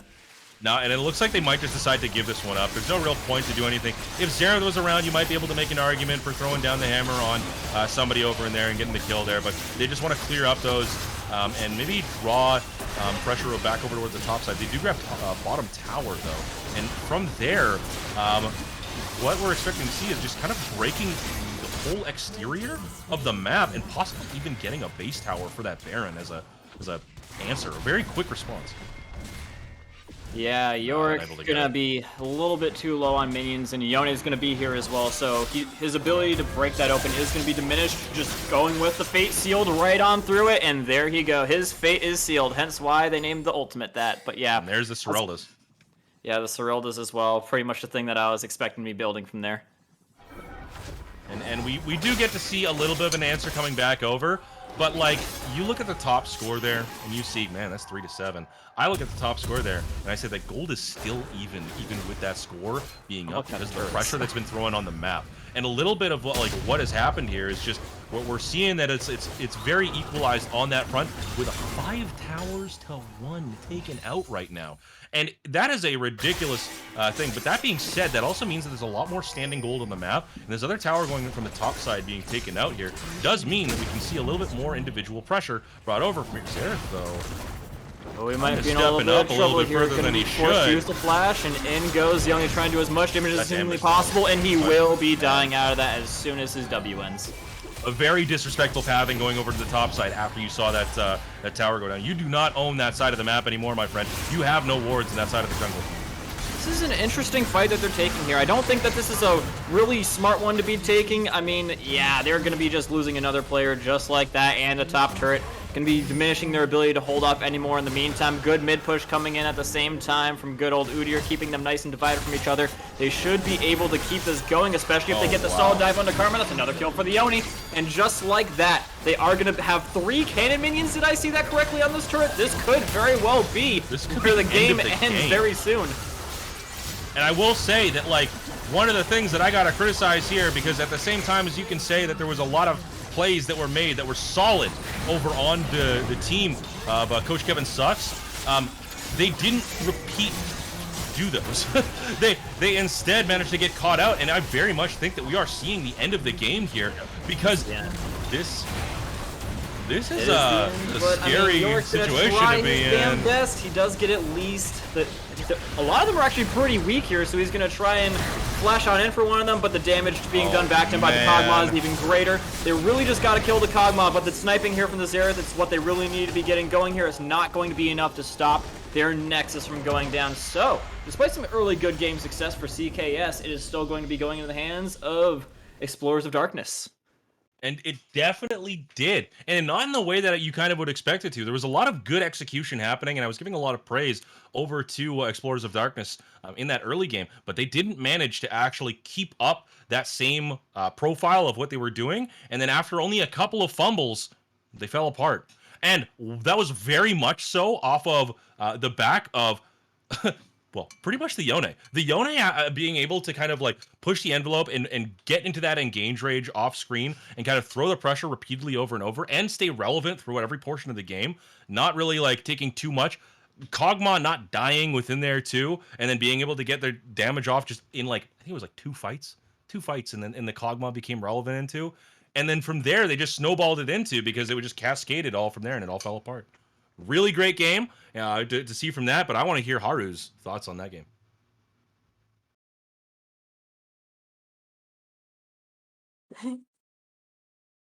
Well, my prediction and Mowgli's prediction, we were right. You're not getting the grunt Funko Pop. I'm prefacing that right now. Sorry. No, it's not Fine. happening. It's fine. I got my other pop figures over there. But yeah, that game was pretty like it seemed like CKS had it at the beginning.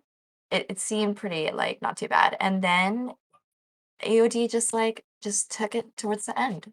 It's always the late game that kind of decides. Yeah, like and that was kind of the one point that they could kind of hold on to, was that like late game they definitely did have it. It definitely felt though that like a lot of what should have happened wasn't really happening. The only real pressure point that you had in that game was Fat and Sweaty, who was able to kind of throw out all the damage together. You didn't have the early game like win in the bot side, even though that matchup really should have gone over from the Caitlyn and the Karma. Yeah, Caitlyn Karma in lane is just like a banger. I don't like versing them. I like playing Kaylin and having Karma, but I don't like. But Yeah, yeah. no, you don't like dealing with that pressure yourself.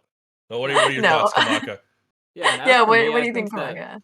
yeah, I think that they were doing a great job, but they just made a couple of just bad decisions that snowballed into them losing the game overall. It started off with the Hecarim going in Yeah. for that smite and then missing it and not having anybody able to follow up with him. I think maybe it was just a little bit miscommunicated, or it was Yeah. just overall not the most intelligent of plays. And that led to the first kill for the Kog'Maw, gave him the amount necessary in order for him to build a second item, Rune's Hurricane. That snowballed him out of control. And then they just had a couple more fights like that, like where they got caught out up top.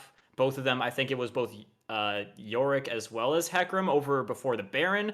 And then after that, Xerath just walking through the jungle with no vision whatsoever, knowing that Yone is up top. And I think that was like a little bit. That was a massive amount of disrespect or just an oversight on that part, because that alone, like, you are literally the champion that cannot die in that team comp. You are supposed to just never die in that team comp. You cannot get within that ring. Your whole point is that, like, hey man, how's it going? I'm over here. You're gonna die soon. And he can't even hear you, like, let alone see you.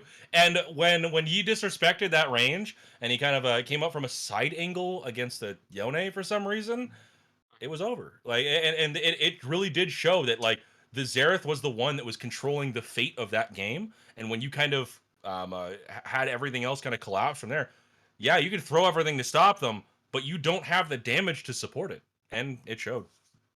That's a lot of pressure, though, to put it on. That's a lot of pressure, Lucan. Like, it is. I gotta like every kind time of I lock give in them a Xerath hug and solo just queue, that's how I feel. go That's why I mob him sweat out so here. much.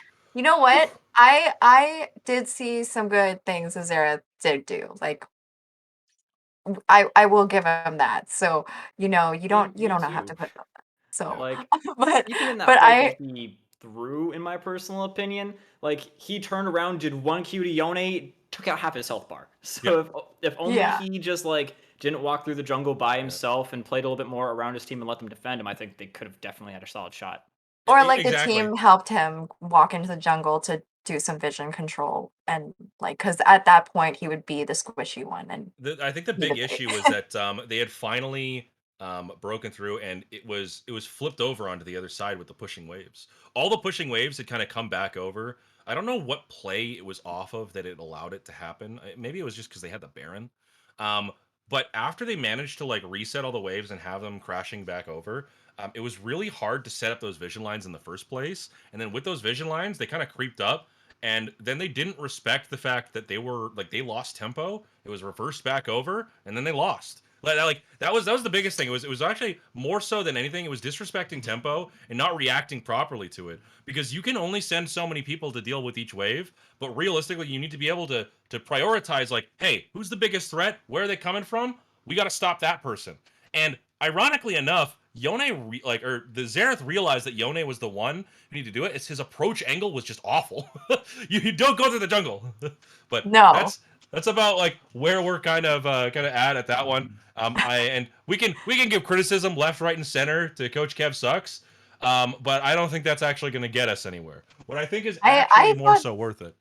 Why don't we talk about, like, the positive, like, one or two positives that both teams did, just to have a good ending before we hit break? Yeah. Ooh, okay. So, Kamaka, do you want to go first? Absolutely. I saw a lot of good things coming out from them. Caitlyn did an amazing job in the beginning of the game of just constantly keeping good old Kog'Maw at low health, minimizing his impact on the game, forcing him out of lane. Like, I saw at least, like, 3 or 4 times just on her own, just hitting her combos pretty damn effectively. So, yeah, that's one good thing I 100% want to shout out for EOD is for CKS is their Caitlyn combo hitting. On the flip side of that too, EOD handled that lane really well. Not dying and being able to, like, absorb that pressure in the bot lane is another thing that allowed them to really kind of equalize where they were at. With that, I also think if we're going to look over at the solid thing that Coach Kev Sucks did in that was their way that, like, when they got all the pieces together of what they needed to do, of which, like, they only have four working cogs in that machine. When you were able to throw in all those parts of, like, speeding up the Hecarim, get them to start the engage, and then it's just you have Caitlyn and Xerath ult. That's it, right? Just Xerath needs to just make sure that he's on point. You can click on heads, right? That's it. Click on heads, you're good, right? You're playing Valorant, that's all you really need to do. You want to win? Click on heads. League of Legends, Xerath, click on heads. They managed that. But when they moved away from that, it didn't work out well. But when they did work it, oh man, it showed. It definitely showed that the potential really of what they could. All you needed was just one cog and not 4, dude. Exactly. Right? So like there you go. It's like and I think that's at the end of the day that's what was like very well set up there. I wish I would have looked at the damage charts from there, but we'll talk about that later. And I'll say that on the flip side of that, Yone going into that matchup, which is absolute hell for him at different points, and having to dodge everything left and right. Man playing a bullet hell, he also absorbed the pressure really well. And I think that like if I were to give actually the MVP over of that game alone, I'd actually say Kog'Maw. Kog'Maw living to the hell that was the Caitlyn and the Caitlyn and Karma bot lane, and coming out of there and not dying was wild, right? Like also, Kog'Maw is so squishy. Right, like, exactly. He's literally so squishy in the early. But we're gonna cut it there. Yeah, we're gonna cut it there. We're talking too much. I've got the producer in my ear saying, "Stop, please! I need a break," and I do too. So we'll stop from there. Anyways, more aggressive on him, despite the fact that he's been, being a little bit beaten upside the head. But I mean, yeah, Xerath's just still been able to do whatever he wants. Very close to level 6, and Udyr trying to come in here and change things up a little bit, seeing if Yone can do a little bit of a knock up here. And here comes Udyr, but it is not. It is going to be enough. Just kidding. Whoa, let's go there. All right, the flash and the ignite coming off, and I was kind of expecting to see the exhaust 500 gold. We now have a Yorick that's about 500 gold ahead while being just about 7 CS behind. And that can actually make a very big swing here as well. Speaking of swinging, a lot of swords, a lot of axes swinging up here in the mid lane. And Xerath trying to come in here and give a little bit of support here as well. That should be a kill. He's going to snap back. He's going to snap back to his original spot. Ult popping out, but Xerath's going to be stunning him. That should be a kill. There you go. Fat and sweaty. He is ready to be getting the kills finally. Xerath has to kind of throw that wrench over and over it. I don't know. What I've been seeing from Caitlyn is she's just been doing a better job of forcing him out. I'll get back to that point in a second. As they're trying to give a little bit of distance, whereas distance is not necessarily needed, but he'll still snipe the kill regardless. There's no escape for Udyr either. Even through the exhaust, he's still super speed. That's pretty dang impressive. And so he actually, I lied, he is going to be able to escape. Likely stun going down, but the tackle coming in as well. Not looking for the dive, but the Caitlyn snipe comes. And I think we'll see that over and over again. And we're kind of reaching that lull state here, where they're going to start looking to pressure up and put vision together. Udyr apparently walking through the rock. Yeah, it's fighting time. Everyone on task and ready to go, doing some damage. Polymorph landing, trying to escape, but the auto attacks follow him all the way. That's a lot of attack speed coming out now with the Ginsuos as well as the Runaans. There's going to be nothing that they can do in order to contest this Baron. We are seeing the end of the game here because this is a scary situation to be in. Best. He does get at least a lot of them are actually pretty weak here, so he's going to try and flash on in for one of them, but the damage being done back to him by the Kog'Maw is even greater. They really just got to kill the Kog'Maw, but the sniping here from the Xerath, that's what they really need to be getting going here, is not going to be enough to stop their Nexus from going down. So, despite some early good game success,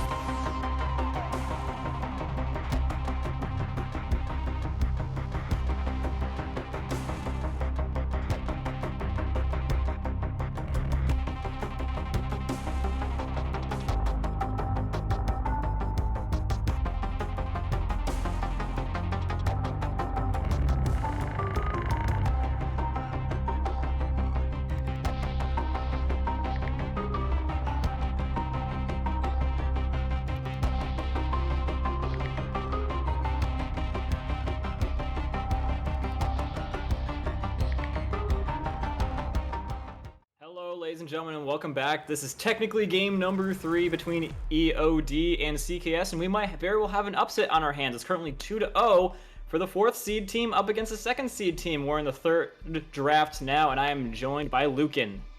Hi there. I'm Lucan. Yes. But yeah, so EOD going with literally the exact same bands aside from literally the exact same bands aside from nothing. Yeah, it looks like they're like respecting kind of the exact same stuff. They don't really need to change up too much over on Explorers of Darkness. I would like to see Coach Kev Sucks like ban out the Kog'Maw. I think realistically, like, you thought you could deal with it the last game, and it got to a point of where it's like, just change up the way this next game is played, reset everything. You're already on the back pedal because you're down 2 games because of like awful situations that happened before. So like, let's see what we can swap up here, because otherwise you're just kind of enabling Explorers of Darkness to do something similar. But that being said, they don't have the double pick here, so picking up the Kog'Maw wouldn't make quite as much sense. And I guess they're just gonna lock in the Sedge first. What are we gonna see for a response? Because like, this is a little bit of a change of pace. There's our Kai'Sa that we were hoping to see earlier, but didn't necessarily get to. And oh, they picked the Lulu, Lulu. so yeah, no Kog'Maw Lulu matchup this time. And they were probably thinking that they would go for Yuumi as a replacement for Lulu, but they banned that out. So what are you gonna do? You gonna switch up the whole thing here, EOD? I want to see. They're definitely gonna have to, because it does change up quite a bit of what they want to do into that like late game there. And bot lane is kind of like already. Like, you can try to kind of mix and match it there, but you want to have something that has a similar thing. You're not going to pick a Kog'Maw, so there you go. You see the Soraka. The Soraka being picked up, and we're likely going to see maybe a late-game scaling carry. As to which one, I'm kind of curious, because you've got a lot of options on the table if you want to just kind of slam something down. Oh no, it's apparently Kog'Maw you picked again. the Kog'Maw again. Now, I can say that, like, it's not the worst combo, but it's definitely not as good. And I think that's the biggest thing that's like my takeaway from this is like, it's not your ideal way to handle it, but apparently they want to double down and they want to say, you know what, Kog'Maw worked for us last time, like why not just do another enchanter with Kog'Maw? And I guess that's their plan. With that being the case though, we're seeing some of the bans being thrown out here into the second phase, with Ryze being one, because they don't want to deal with that being a counter to the Sylas that they picked up here in the last portion of their rotation there. And what we're going to see thrown back at them is probably it's a hard thing to say. Graves. So like I was going to say I don't know really what you want to throw out there for the junglers. Graves is a relatively smart one. He can do a lot of damage and throw a lot of pressure down, but I do think that like you're still going to see some form of dive that's not going to be the Sylas here. I'm just curious as to what it's going to be. You could actually iron this out with like an Ornn or something, and it looks like the Akshan is going to be taken away once again. Very much respecting that pick. Apparently, we've got something that's good over there from Fat and Sweaty, being able to pull that out. And with that being the case, of course, yeah, no, you get rid of the Ornn, because Ornn would be really shitty, really bad to see. Yeah, it's really over bad. on the side of Coach Kev, but now we kind of get to see what their next portion of the idea here is. So far with what they've got right now, I don't really care to see anything that's a side lane threat. I want something that's like kind of tanky and can kind of just fight front to back, because there's not as much to worry about with the Ornn being off the table for Coach Kev. It also means it's off the table for Edge of Explorers of Darkness, and that's a really good one actually. Being able to pull out the Maokai could be actually huge. I just don't know what they're going to respond with over on EOD's side. Well, I'll think about what CKS is going to be putting top after I see what EOD is going to be putting top. They still have their mid and top lane to be picking here. Up against Sylas, you could do something like a Vex. Vex is very annoying to play into for Sylas, and pretty good at just disrupting things in general. Instead, it's going to be would be a standard Akali matchup. pick. Yeah, pretty standard matchup here, and so I think that's someone good to be picking up against Lulu and the Kai'Sa as well. Very squishy players. You can dive in on them pretty nicely with that and get out pretty easily on that. So that's a good pick to be picking there. Yeah, and I mean, like, once again, yeah, it's true. Like, Maokai could also go to the jungle. We don't really know if he's going jungle at top, but having that kind of flex pick is also kind of nice. That being said, it's like, that is a skill matchup. And throwing out the Gnar there, I have heard that Gnar is a very annoying matchup to go into as the Maokai. So that definitely could change up a little bit of the pace that's upside top there. It's hard to deal with a ranged top laner. Well, 50% ranged top laner. But, like, what is kind of the way that they answer this? Do they swap it over and say, hey, you know what, we're going to put Maokai in the jungle, or we're going to put him top lane, or do they swap it up here and bring you something that's a little bit more aggressive? And it looks like they're actually going to be going with the Rammus. I'm not entirely sure about the effectiveness of Rammus into Kog'Maw. I know that it's not the greatest if he's going for the on-hit, but it is a pretty fun champ to watch. I enjoy seeing that champ just spinning the ball over, and I am still sad because back over at the beginning of when I played League of Legends, I started and I made an account in beta and didn't play until preseason 1, and I don't have King Rammus, and I will not let that go. it is infuriating that I cannot get that one skin because Riot said, oh, well, you know, like, you didn't play during beta. I registered my account. It should count at least. I liked your game after that. Yeah, I remember you were telling me about that at great lengths before the thing started, and as soon as I saw Rammus, I'm like, oh, here we go. But I will mention yeah, it every time he's going in. yeah, I think that like Rammus could definitely be some good assistance to Maokai. As you said, it's not the strongest of matchups here, so I could definitely see Rammus going a little bit towards top side.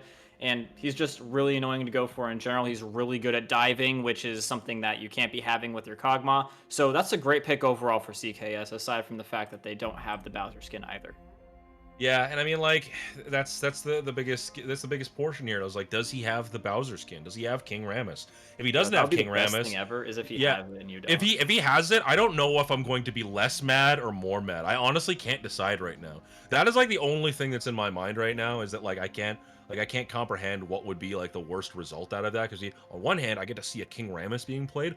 Wow, like you don't see that every day. And on the flip side, I get to be reminded. Like it's just like this picture that I just keep looking at in bed all the time, and I'm just longingly staring at the King Rammus skin and thinking, you know what, man, if I only 3 weeks, if I would have just played, right? Like if it would have been fine. But now I live with this haunting feeling for the rest of my life, and I can't deal with it. And when I get to therapy and I tell them about it, and they're like, I don't know how this is relevant, it hurts me even more. Hey, dude. That being said, as we look over at the team comps here, and I look over at the Akali and the Gnar picked over here, I actually got to give props over to Explorers of Darkness for the comp that they have wove together here. It's a lot more tools that they can work with compared to the last time where they were going to completely be on the back pedal. They've actually got the ability to just play defensive as well as kind of more aggressive, and the same kind of applies over to Coach Kev as well too. It's just that Coach Kev's is kind of a little bit harder to maneuver around. It's not as easy to pull off the damage that you would want to pull off. And I think that we're going to see some very interesting team fights here. The last game, we saw a lot of pressure being put over into the side lanes to deal with the Yorick. You don't really have that threat as much now. Maokai realistically just wants to like throw stuff down, just clear the waves, and then he's waiting for a TP for the next fight.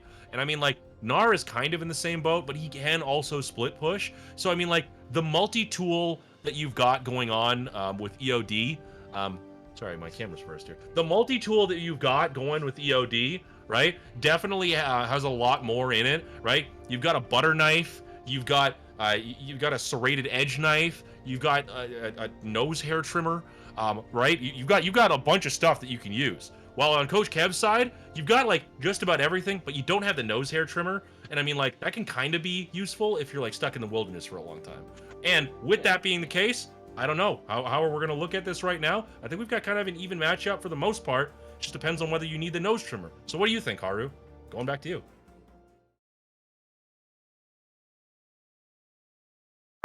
Well, I first noticed that I really love Soraka. She's actually my favorite champ to play, well, one of them. That is a But controversial going opinion. with the yeah, well, you know what?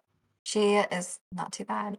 But she's pairing with the Kog'Maw today. So what are you gonna say? I think you were actually complimenting that. So earlier. I give it credit in one area because, like, yeah, it works. It definitely works with the Kog'Maw, but it's like the reason why people say there's like a protect the Kog'Maw comp and why like Koglulu is feared is because the combo like really enables Kog'Maw.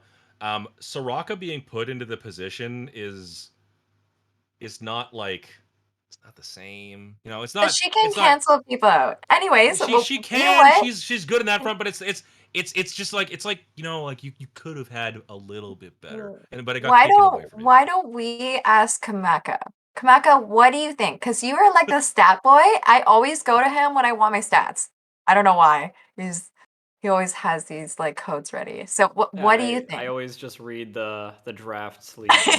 They have a spreadsheet, and I always read it before every single stream, and so I guess that's something that sets me apart. But one thing that I'm looking at right here is that a lot of the things that are brought to the table by, I think it's CKS, is like things that facilitate Kai'Sa being able to do really, really well. So I'm seeing a lot of things that CC people that enable Kai'Sa to just ult on in, do incredible amounts of damage and stuff like that. And so when you got a really hyper late game carry like Kai'Sa, and you got people that get literally everybody landing any one of their abilities can help Kai'Sa do her ultimate and do incredible amounts of damage for a dive, I think that's a really good thing.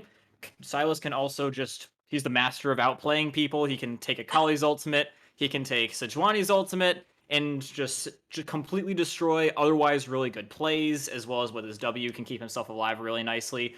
Lulu can play more people, get a solid interrupt. So I think that I'm looking at CKS's comp, and I'm like, that's a really annoying potentially thing to go up against, and I'm going to have to give them an edge in my mind. So CKS for you, and Lucan, what do you think?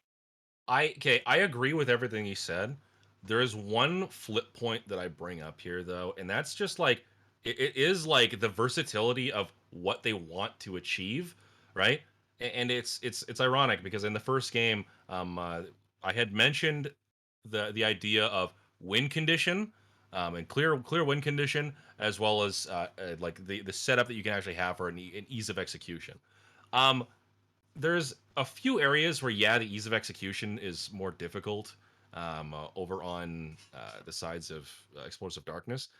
Primarily, I'm always iffy on whenever I see a Gnar. He's got a really like specific engage window for when you can actually do anything. You gotta wait for the rage bar to show up, and then you can go in and do stuff. That being said, though, when I look at their potential and I think about their head-to-head within the fact that they're just gonna be like they're going to be fighting, right? They are going to want to be team fighting. We're not likely to see the ability of like a split pusher, and if it is a split pusher, the edge in my mind goes to the Gnar. The Gnar is going to be able to put pressure over into his side lane and then hop back over, wait for it, like just as his rage is coming up, TP into a team fight, jump in, do some crazy stuff. When I look at how I look at the main portions that are going to set up the Kai'Sa to be able to go in and enable that damage, I look at that.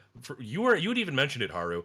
The Soraka is able to silence if anybody, like if she decides to hop on, which already makes a lot more of a problem, and she's able to silence anybody who wants to get on top of this Kog'Maw. You've got the sure, you've got like the Lulu who's got like a similar attribute, but as you can see from the team comp of Coach Kevin Sucks, they have more people that want to go in, and I see more things that can handle people going in over on the side of Edge of Darkness, which is why I want to give them the lead. I think that there's a good point in that like you can enable stuff, but we'll have to see. We really will have to see, because I'm taking too long and they're already in game and we got to get in there, and I got to pause at 5 seconds or something, and we're not doing that right now. So we'll take it away from there. We're going to break. What do you say, Haru? Yeah, there we go. Yeah, we're done. Oh, wait. Hold on. I'll ask Mowgli. Mowgli, what's your bet? EOD. All right. I'll say CKS to balance it up. Okay. We're going to draft. Thanks, everyone. Or wait, we're going to the...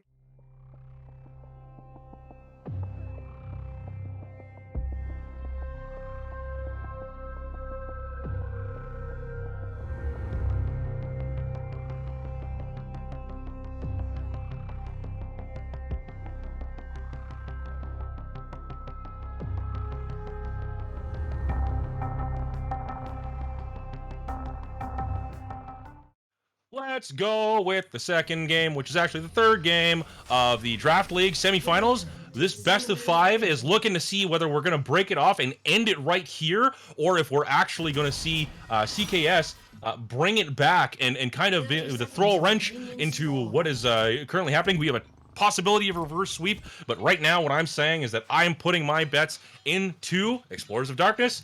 Let's see if that happens, though. What are you expecting to see in this early game? Well, from CKS, what I'm expecting to see in this early game is not a whole lot in the bot lane, not a whole in the top lane. Sylas, as soon as he hits level 3, I would anticipate that he tries to just beat the living daylights out of Akali with the assistance of the Rammus. But yeah, other than that, not too much in the early game for either team. Yeah, I'll throw it a step further too. I think that we might actually see some early pressure, like at level 2 from Sylas, and then I don't know if that'll really swing it too much, because we don't have a flash on the Akali right now. I think there's a lot of value in getting off that early damage and just kind of like being able to throw that pressure on. Rammus is also a very, very early ganking jungler, so we could definitely see some crazy stuff happen there. Both sides are starting on the bot side of the map. We got red side for blue side respectively, and blue side for red side respectively. And we're gonna see some pressure happen more so over onto the top side. I do think that there's also the potential for a fight to happen early on from the Nars pressure, but I don't really know how that's going to go quite yet. And it looks like, as we're speaking here, there's already a bit of a shove for the level 2 to the Akali. Yeah, honestly, I'm a little bit impressed with, as you know, Akali's wave clear is not absolutely the most amazing thing in the world, but doing a very effective job at pushing the Sylas under the turret. Yeah, and getting that level 2 is always huge. The first 7 minions, if you can kind of get that little bit of a lead, you do get the early pressure. And I mean, it does kind of shore up the idea of needing flash right now, but it does also mean that you are setting yourself up for a very early game from the Rammus, which we might actually see here. I think we are. Sylas going on in, hitting her with all the chains, hitting her with all the passives, and Rammus gonna try and go for the cutoff. So is Sylas, but yeah, I mean, Rammus gonna try and drag him on in, and in he goes. Main man himself gonna flash for it as well with the taunt as well, and the ignite. That is a very, very dead Akali, but things going down in the bot lane as well. I would guess that Kai'Sa is gonna be pretty safe here, though. Yeah, and it looks like we actually had the Gnar coming down there. A little Sejong trying to throw something down over on that, but the kill did go over to the Rammus, which I think is a little bit of a tragedy in a sense, with everything that was expended. That being said, the Ignite was never used by the Akali. She still has both sums up, and while that is kind of a bad thing, with the Sylas not getting the kill, it does lead to having him be in a little bit of an unfortunate situation, which means that we're going to have to see the Rammus come back again and say, listen, I'm sorry for taking the first one, you can have the second one, though, you know? Like, it helped me clear a little bit faster, and I'll give you the next one, right? You know, the next one's on me, you know? Put that on my tab. But with that being the case, it does kind of show that that weakness in that early push that was kind of shown over here. But there is a big wave building up over the top side of the map. Yeah, both top and bot are starting to get pretty sizable waves going on here. So I don't think that Gnar is going to be being able to farm this very effectively. Ooh, Rammus? He's getting pretty close to the Sejuani, but yeah, I don't think he's going to realize that she's here right now, so he's just going for the little scuttle, although that very could have been very big. Close. Yeah. If that would have been Rammus just taking a peek in, he would have seen something that she didn't want him to see. That being said, though, looks like a gank is thrown over to, more of a roam thrown down over from the support here on the side of Edge of Darkness, and it is not really doing too much outside of throwing down a little bit of pressure. The ward, in fact, is cleared out nearly immediately afterwards. But I mean, like, there's not too much else that you would be doing in this position, so it's what it is. Big wave being gathered up here in the mid lane does mean that we might see a roam come down. There's a lot of massive waves that have been gathering and that are being set up very well here from both sides. And I'm curious to see what is going to happen with these anytime they do, because I love seeing roam plays, and we haven't seen too many yet. Yeah, I mean, I don't think we're going to be seeing too many just as of yet, just because still, although I think the most likely person is going to be Akali. She's been doing a very good job at clearing the waves and stuff like that, so as long as she doesn't get, like, hampered on camped by Rammus every single time, then I think she has some high possibility for roaming. And I think that is definitely a scary point as well, too, with Akali that's got a TP. Out of mana. And Ignite. Yeah, he's not really able to do too much. This is going to be just kind of pushed out of lane, and he's got to stick around here to stay for that another massive wave that's going to be crashing in on him. The lead is actually building slowly but surely here with the amount of pressure that's being put on him, and it can't feel good. I know that much. Yeah, Akali's doing a really good job of bullying Sylas, just hitting him with a Q every single time he goes up for a minion, and the same thing is not being said for Sylas, just bullying him every single time he goes on in. But speaking of going on in, despite no mana, trying to do a little bit of something to Akali, but Conqueror proc, taunt is going to be coming off here. Sylas is not going to be able to save him on this one. I mean, sorry, not going to be able to get the kill on this one, but Rammus is going to be able to save him at the very least. Man, and that's a very rough thing to have to deal with. Constantly having that pressure put onto you, and you needing to be in melee range in order to do things in the first place. I do think that you are playing with fire, though, by fighting a Absolutely. Well, he's dragging her out, though. Perfect execution, though. He did not take into account that she has the ult, so he could very well be dead here from the perfect execution from the Akali. You know, Gotta I don't respect know. that ult. I don't know why I doubted him in that moment there, because Margarine actually just, wow, showing a lot of discipline on how much damage he knew you could actually output there. And on the flip side of that, Rammus having that taken away this is kind of looking like a bad start. That being said, immediately I gotta give the caster curse. I gotta say it's looking bad from the other side there, but Sylas taking it back almost right after. Yeah, I mean, he is down about 20 CS, though, so it's just getting him right about evil, yeah. About even evil, but yeah. He's evil. He's evil. I don't know, but he's like, Sylas is more of an anti-hero in my opinion, but that's just, that's the way I look at it. And to some, he's a hero, so, it's the other side of it. It's all about perspective. That being said, though, we do have, that being, like, once again, the major point of this match, where we are going to see a lot of damage thrown back and forth. And it has very much been the action point here over anything else that we have seen so far. I am seeing, though, that kind of as I thought would happen, the Gnar is throwing down a lot of damage and denying a lot of minions from this Maokai. It's expected to happen, and that being said, too, Maokai doesn't really need as many resources in order to kind of be as effective, but it will add up when it comes to Maokai not being in that lane. And that is the thing that we need to kind of pay attention to here. As we reach the point in the game where we're likely going to start seeing our first dragon, there's no wards that are really set up outside of that one ward for Explorers of Darkness. But, oh, that looked like something was going to happen, but never mind. Oh, it is happening! What's going on? Never mind! No, we're getting I love debated directed by the camera. directed Yeah, exactly. That being said, some more he fighting stole here. the Akali ult. She's going to break vision properly. That's smart choice on her part because she doesn't want to get ulted right on back again. Big damage coming out from the Sylas, but Sejuani with the proper hit of the ultimate.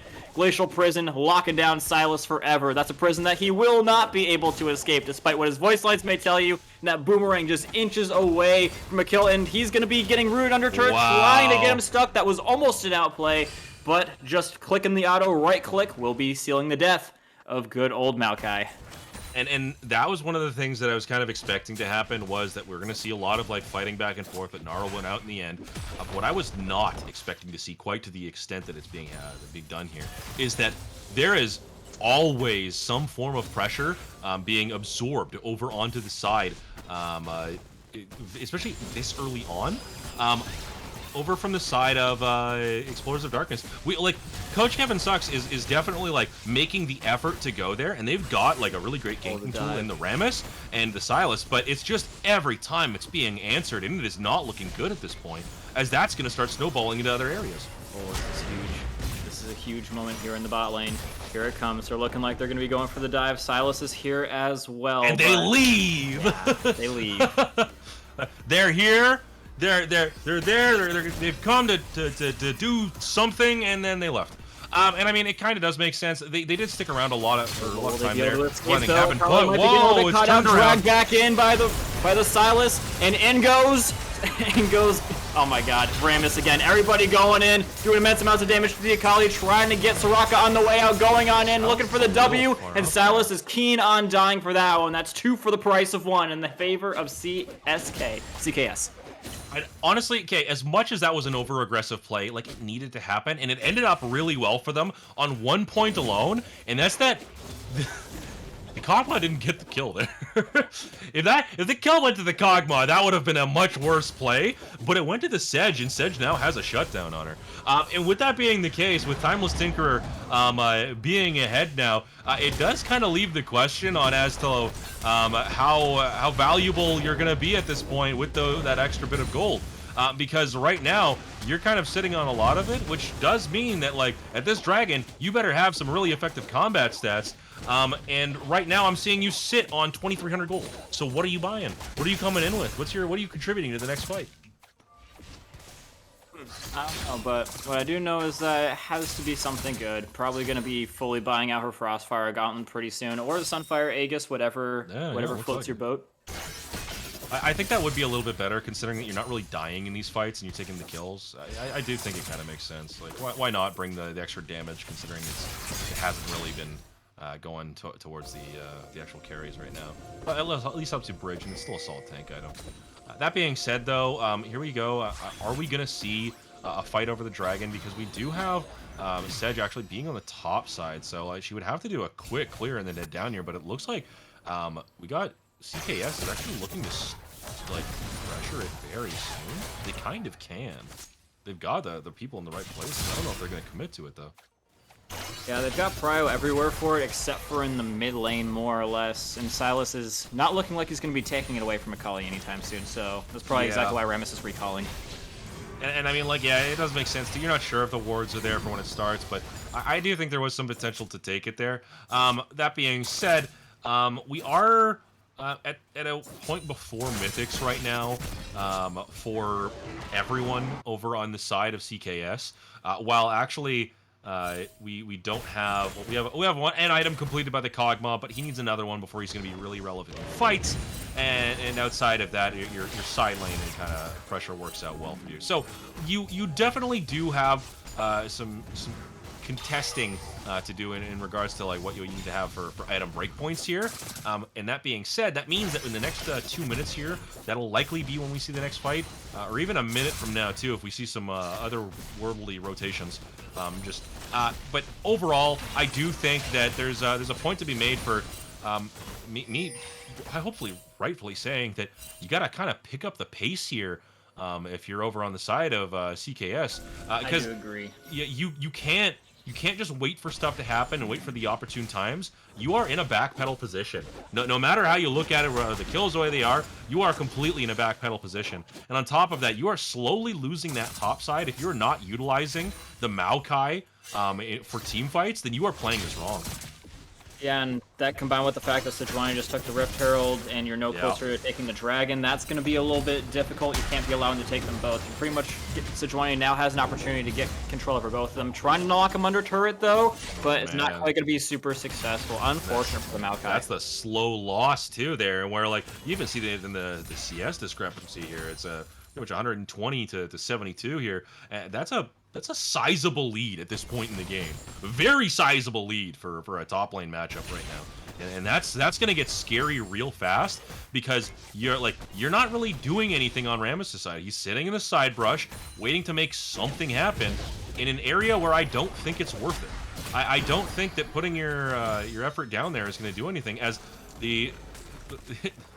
it comes down and he runs through and nothing happens. And that has kind of been what I've been noticing with the Rammus, is he's kind of been on ward clearing duty now for a very long time. Yeah, I mean, I think that this also combined with the fact that Soraka is here and always is able to silence him out of his channeling, so these ganks in the bot lane are not really going too well for him. Hasn't really tried to go top side. And Akali has just been Akali. She's been outplaying them a little bit, I would dare say, in a couple of these situations. But there's also been times where he's had some great success, so I wouldn't be too shocked if we saw him being like, all right, I'm just getting silenced too much, let me just go mid where Akali cannot silence me. Yeah, it's either that or you definitely try to look over at the top side of the map where you've got the 80 damage kind of popping up.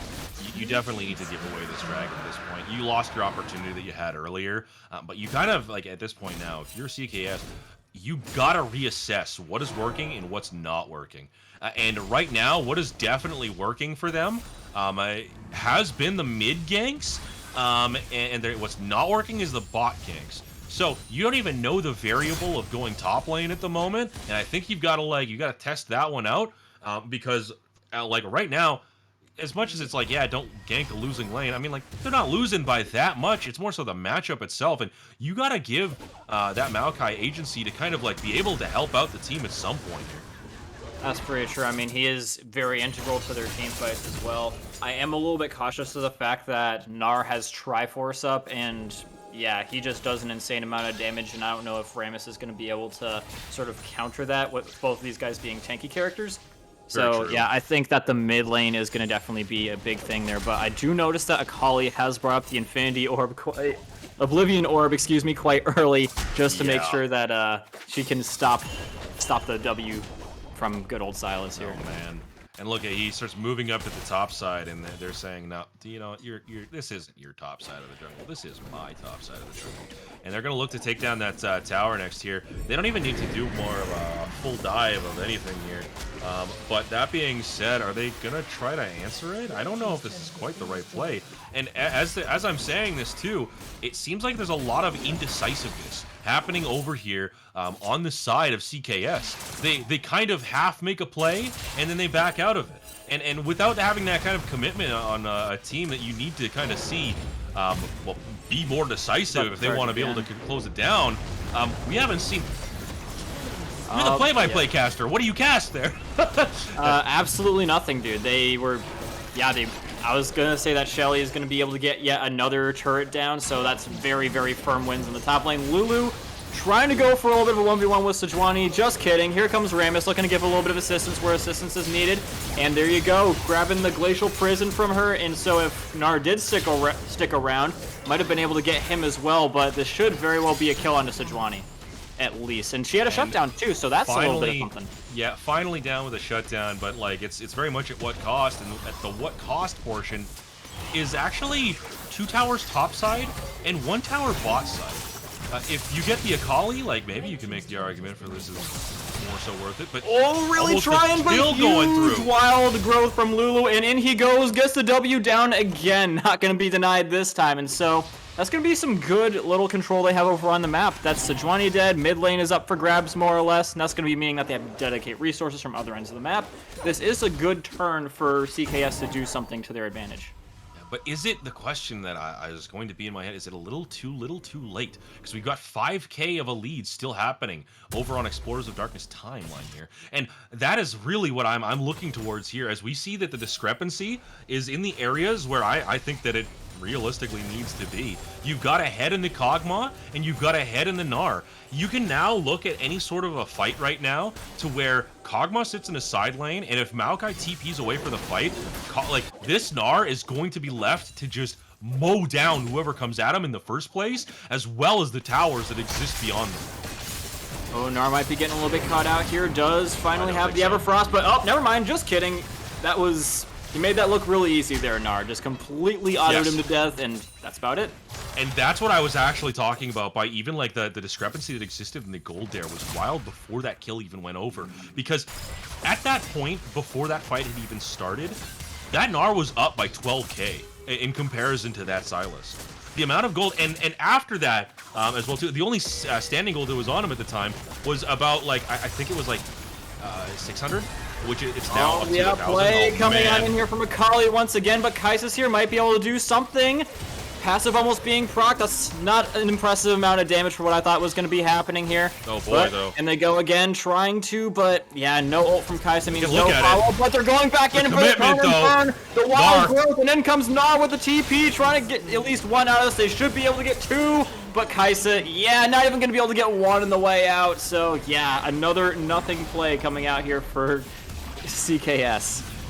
A Gnar comes in, gives the pat on the shoulder over to the Akali, over to Margarine, and Lil Song says, you know what? It's my turn to carry. Because really, this is happening right now where the amount of damage coming out of this Gnar is absurd. Leaving him alone for so long has just enabled him to kind of just do whatever he wants, whether he's alone or with others. Because the damage that he's kind of throwing out here, and this is before he's even gone back to spend another 2,500 gold that he's accrued in the very close to Flame Horizon amounts of CS here.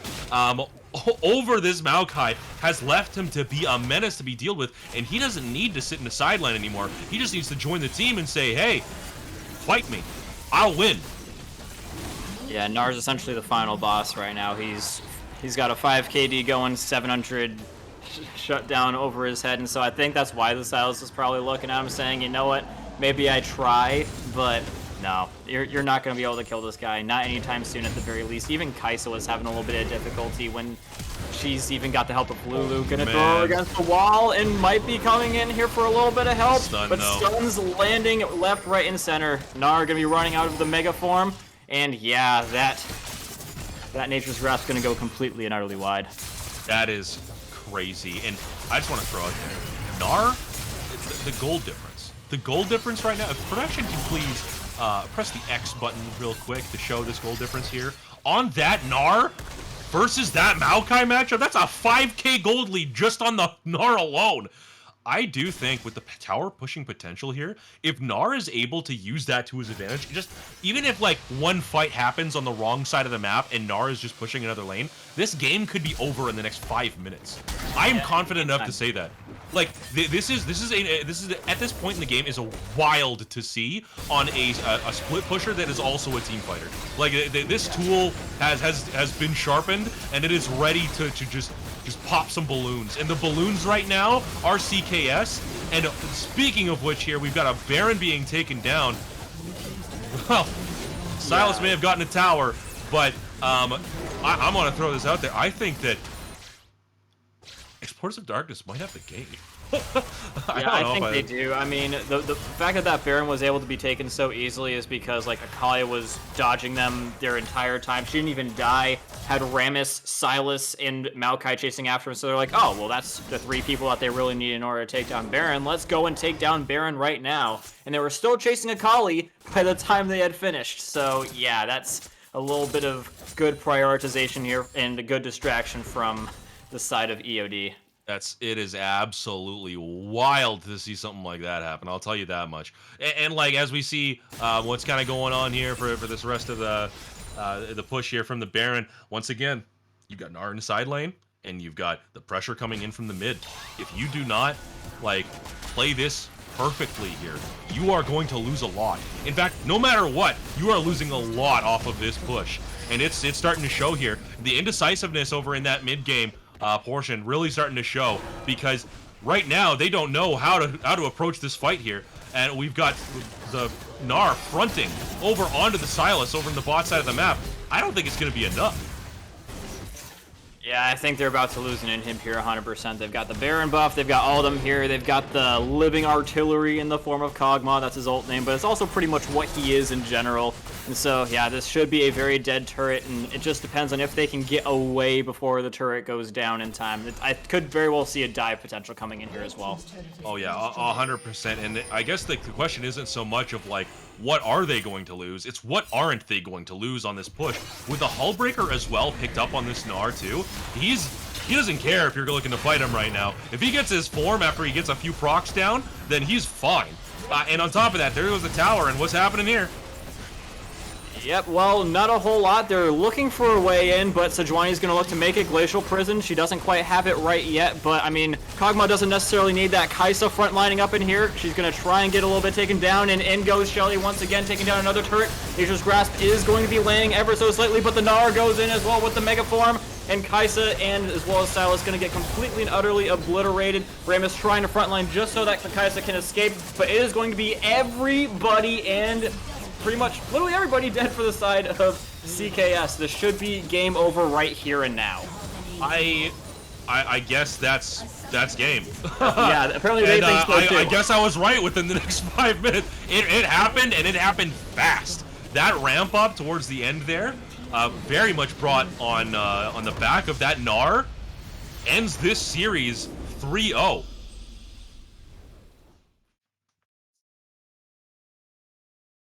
Wow.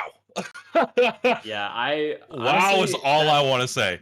Yeah, that was not going along with what I was predicting, but like, I mean, I'm not upset with that because of just how well EOD played that game. They were overall better than them in a macro sense. They did individual plays better. They did team plays better. They were just like overall better. So I've never been more happy to be wrong.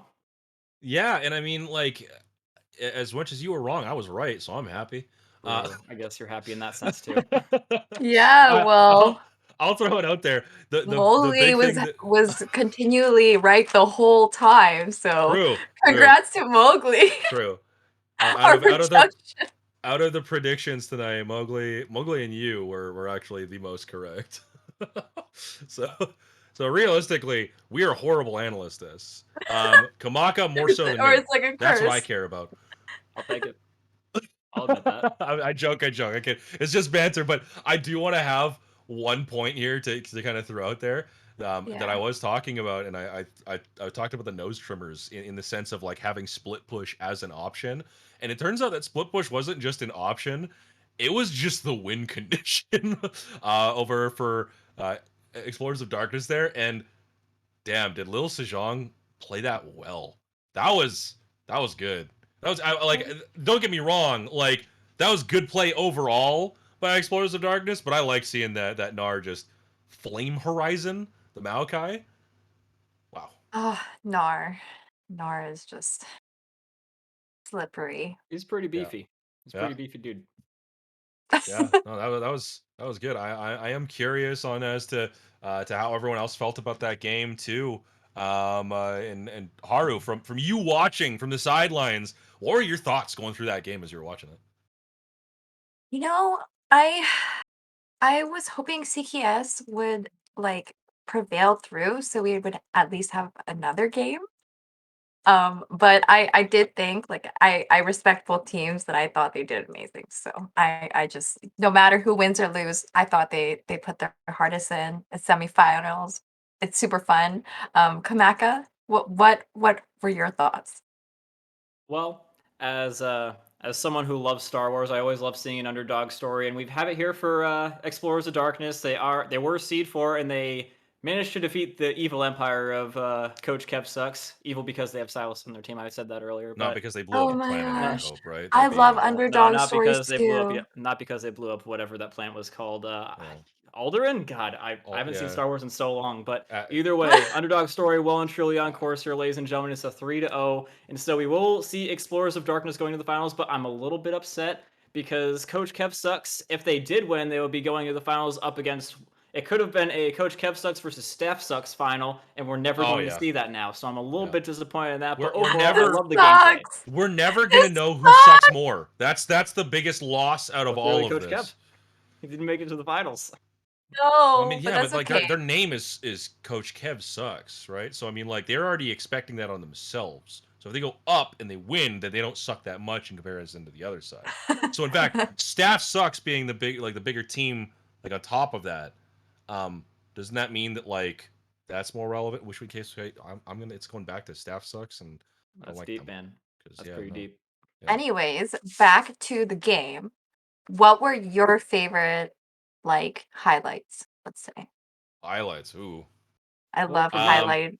As I much. I like the time where, at least for Coach Kev, I like the time in the game that they just played and lost, where they dived everybody under that turret in the bot lane, where they were able to get at least the Akali and the other person for the Silas. I thought that was a really good play for them overall tonight. It was desperate, but it worked out for them, and it was just well executed. Everything else just seemed to be done better by Explorers of Darkness. A lot of the things that they did were like in more of a macro sense, in my personal opinion. So I can't point to an individual play for them, except for the Akali just kiting out their entire team while they all did Baron. That wasn't an exciting play in the sense that people were getting killed, but it was an exciting in the event that no one was getting killed and they were able to take Baron and win the game off of it. Yeah. We're probably gonna come into an interview here in a short moment as well too. But I think that it would be a hard press to decide who would actually be the MVP out of that series. And in fact, I think it really would have to go to two people over on the side of Explorers of Darkness, at least in my mind. In which case, for game 2, for sure, I gotta give it to the Gnar. I gotta give it to Lil Sejong. Lil Sejong played an amazing Gnar play there. That was just chef's kiss. And then bringing it back onto the flip side, I gotta give it to Margarine.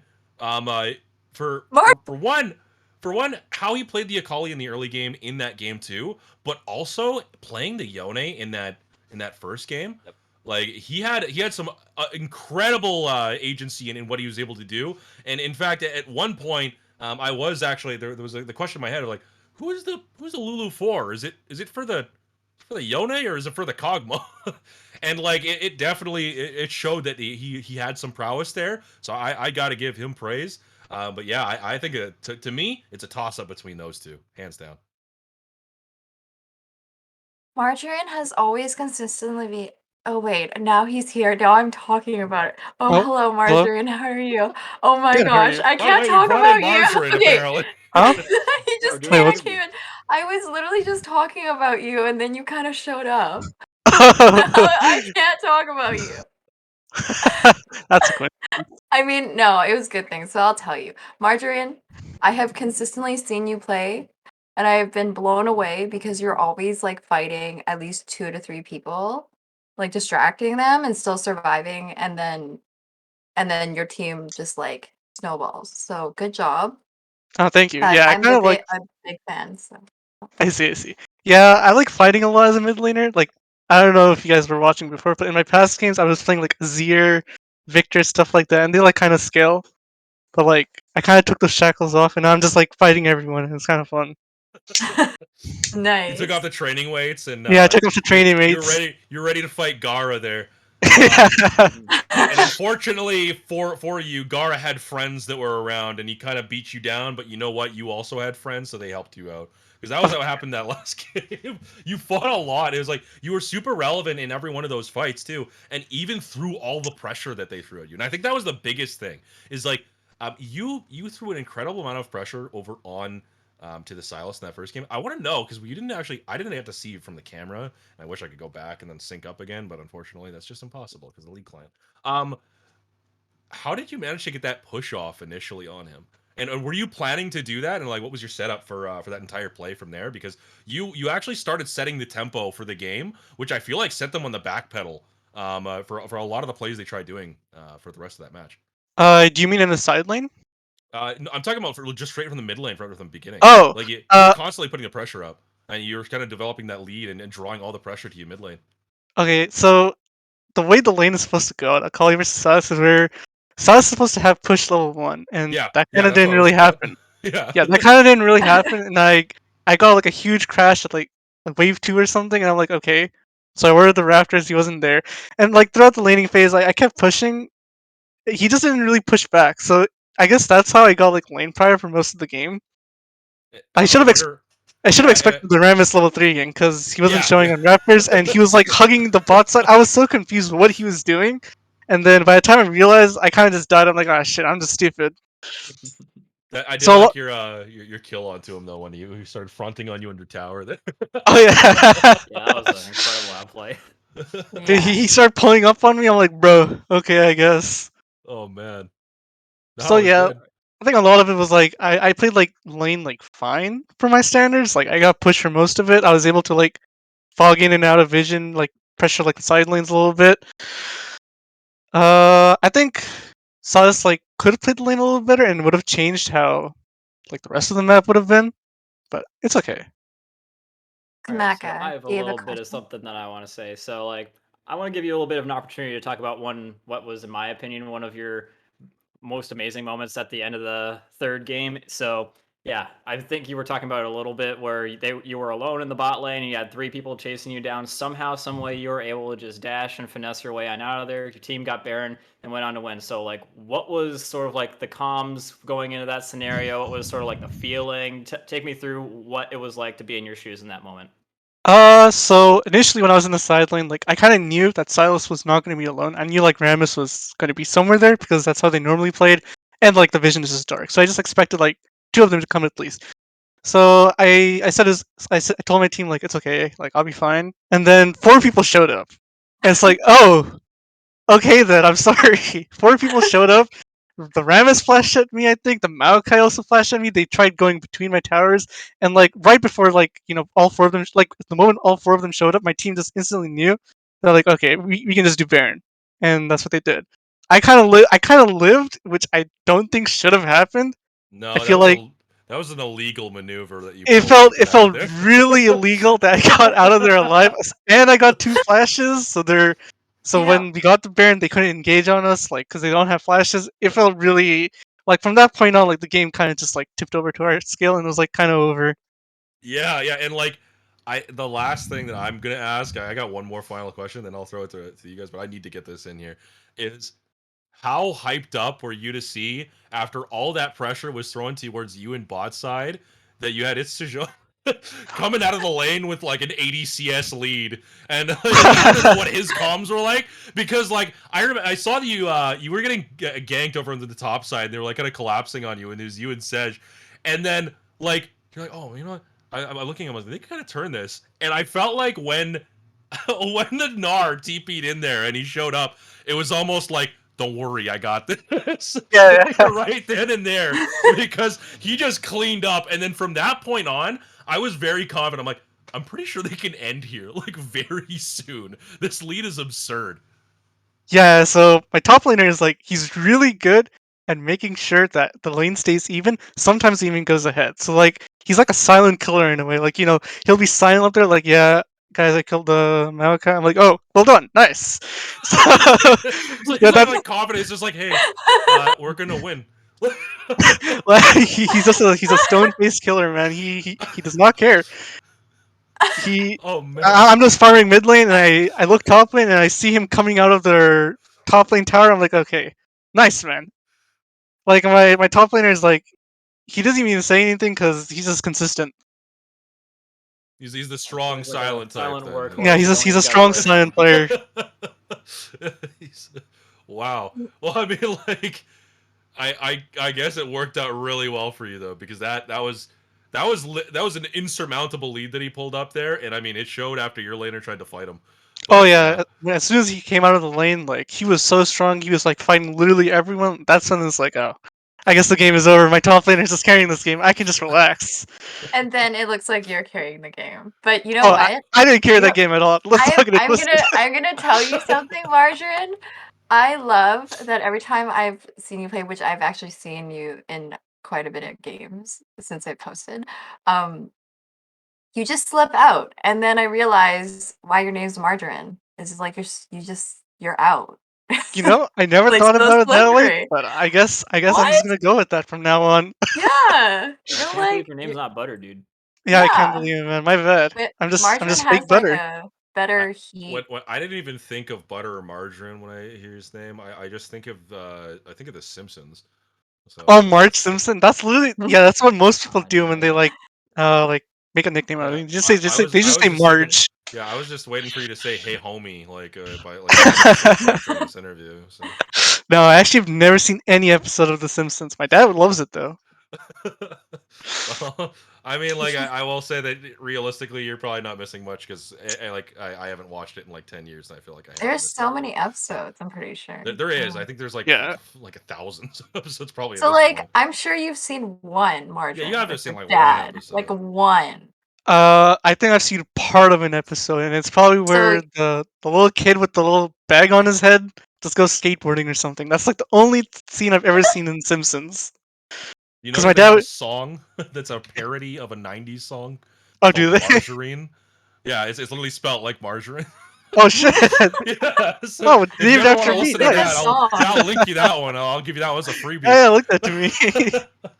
Anyways, are you excited for your upcoming next week game? Is it would it be the finals? It would. Yeah, I think it would be the finals. Oh my I think- goodness. Are you excited? Yeah, I think we're either against Staff Sucks or Team Staff- Dingleberry. And I kind of Staff Sucks. I kind of hope Staff. Oh, apparently. Stacks was okay. I kind of hope we were against Staff Sucks because the last time we played against him, they played like Skarner mid and we lost against it, and I was like really angry. I'm like, damn, how could I lose to Skarner mid?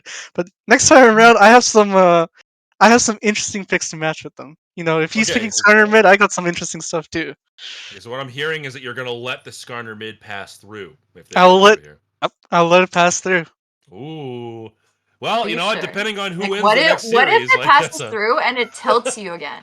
Like you're in Oh, trouble. oh, That's why if you it tilts me don't let it again. pass. Like you should not let it pass. I think you should ban it. If it tilted you, just do it. I am that kind of person. I play once, I lose against. I'm so tilted. I'm like never again. Done No. so for 20 No, years. I'm the exact opposite. My ego doesn't let me. If he beats Yeah. me one time, I have to beat him again. Yeah. I have to That's beat where him you, now. That's where you bring out the counter matchup to his ridiculous pick. Exactly. Like, you know what? I've been prepping this for the saucy weeks. run back. Yes, sir. Like I think one of our games I swapped with our top laner and I went Fiora top lane against her tank. Things come to worse. He picks like Skarner again. I might pick Fiora mid. Who knows? Ooh. Oh. Yeah, you're not supposed to call that out. Your team right now. Your coach right now is I haven't told you not to say anything. But I mean, like, I guess that's what it is. The banter going out here. Well, you know what? I guess that's what we can expect from there. Kamaka, are you guys got anything else to say? Because the only thing I gotta say is apparently You gotta watch out for Marjorie's Fiora mid. Or Silas. That's about all I got as well. I've I'm seen all him out of on things to Silas say. so many times, and he's just so slippery. Oh yeah, Silas is my favorite champion. Oh wait, by far. Margarine, I have one thing to say. One more thing. We were talking about plumbers. Do you, if you were to resume out and like recruit Silas as a plumber because he can alt as a plumber himself, would you do that? Would you hire him Would I hire him? I mean, if as he a plumber? takes like the best plumber in the world, then yeah, I would hire him, bro. Okay. Okay. Why not? Cool. Oh my All right. god. All right, Oh, we're man. gonna send it to the other stream now. Thank you for to everyone for watching. Thank you, Margarine, for joining our call and interviewing with us. We Yeah, wish thanks you for having luck me. on the next game. And Kamaka, Lucan, anything else to say before we go? Nothing from me. All good. Pretty much it. Yeah, I know. I got out what I needed to say. Either way. All right. Yeah, that's it. All right. Thank you, everyone, and make sure you tune in next week for finals. It's on Friday at 8 p.m. EST. Right? Might be rescheduled. Who knows? Oh, I well, it think might one of be our players will make rescheduled. it. Stay tuned. Anyways, thanks for watching, everyone, and we're gonna go to the next stream.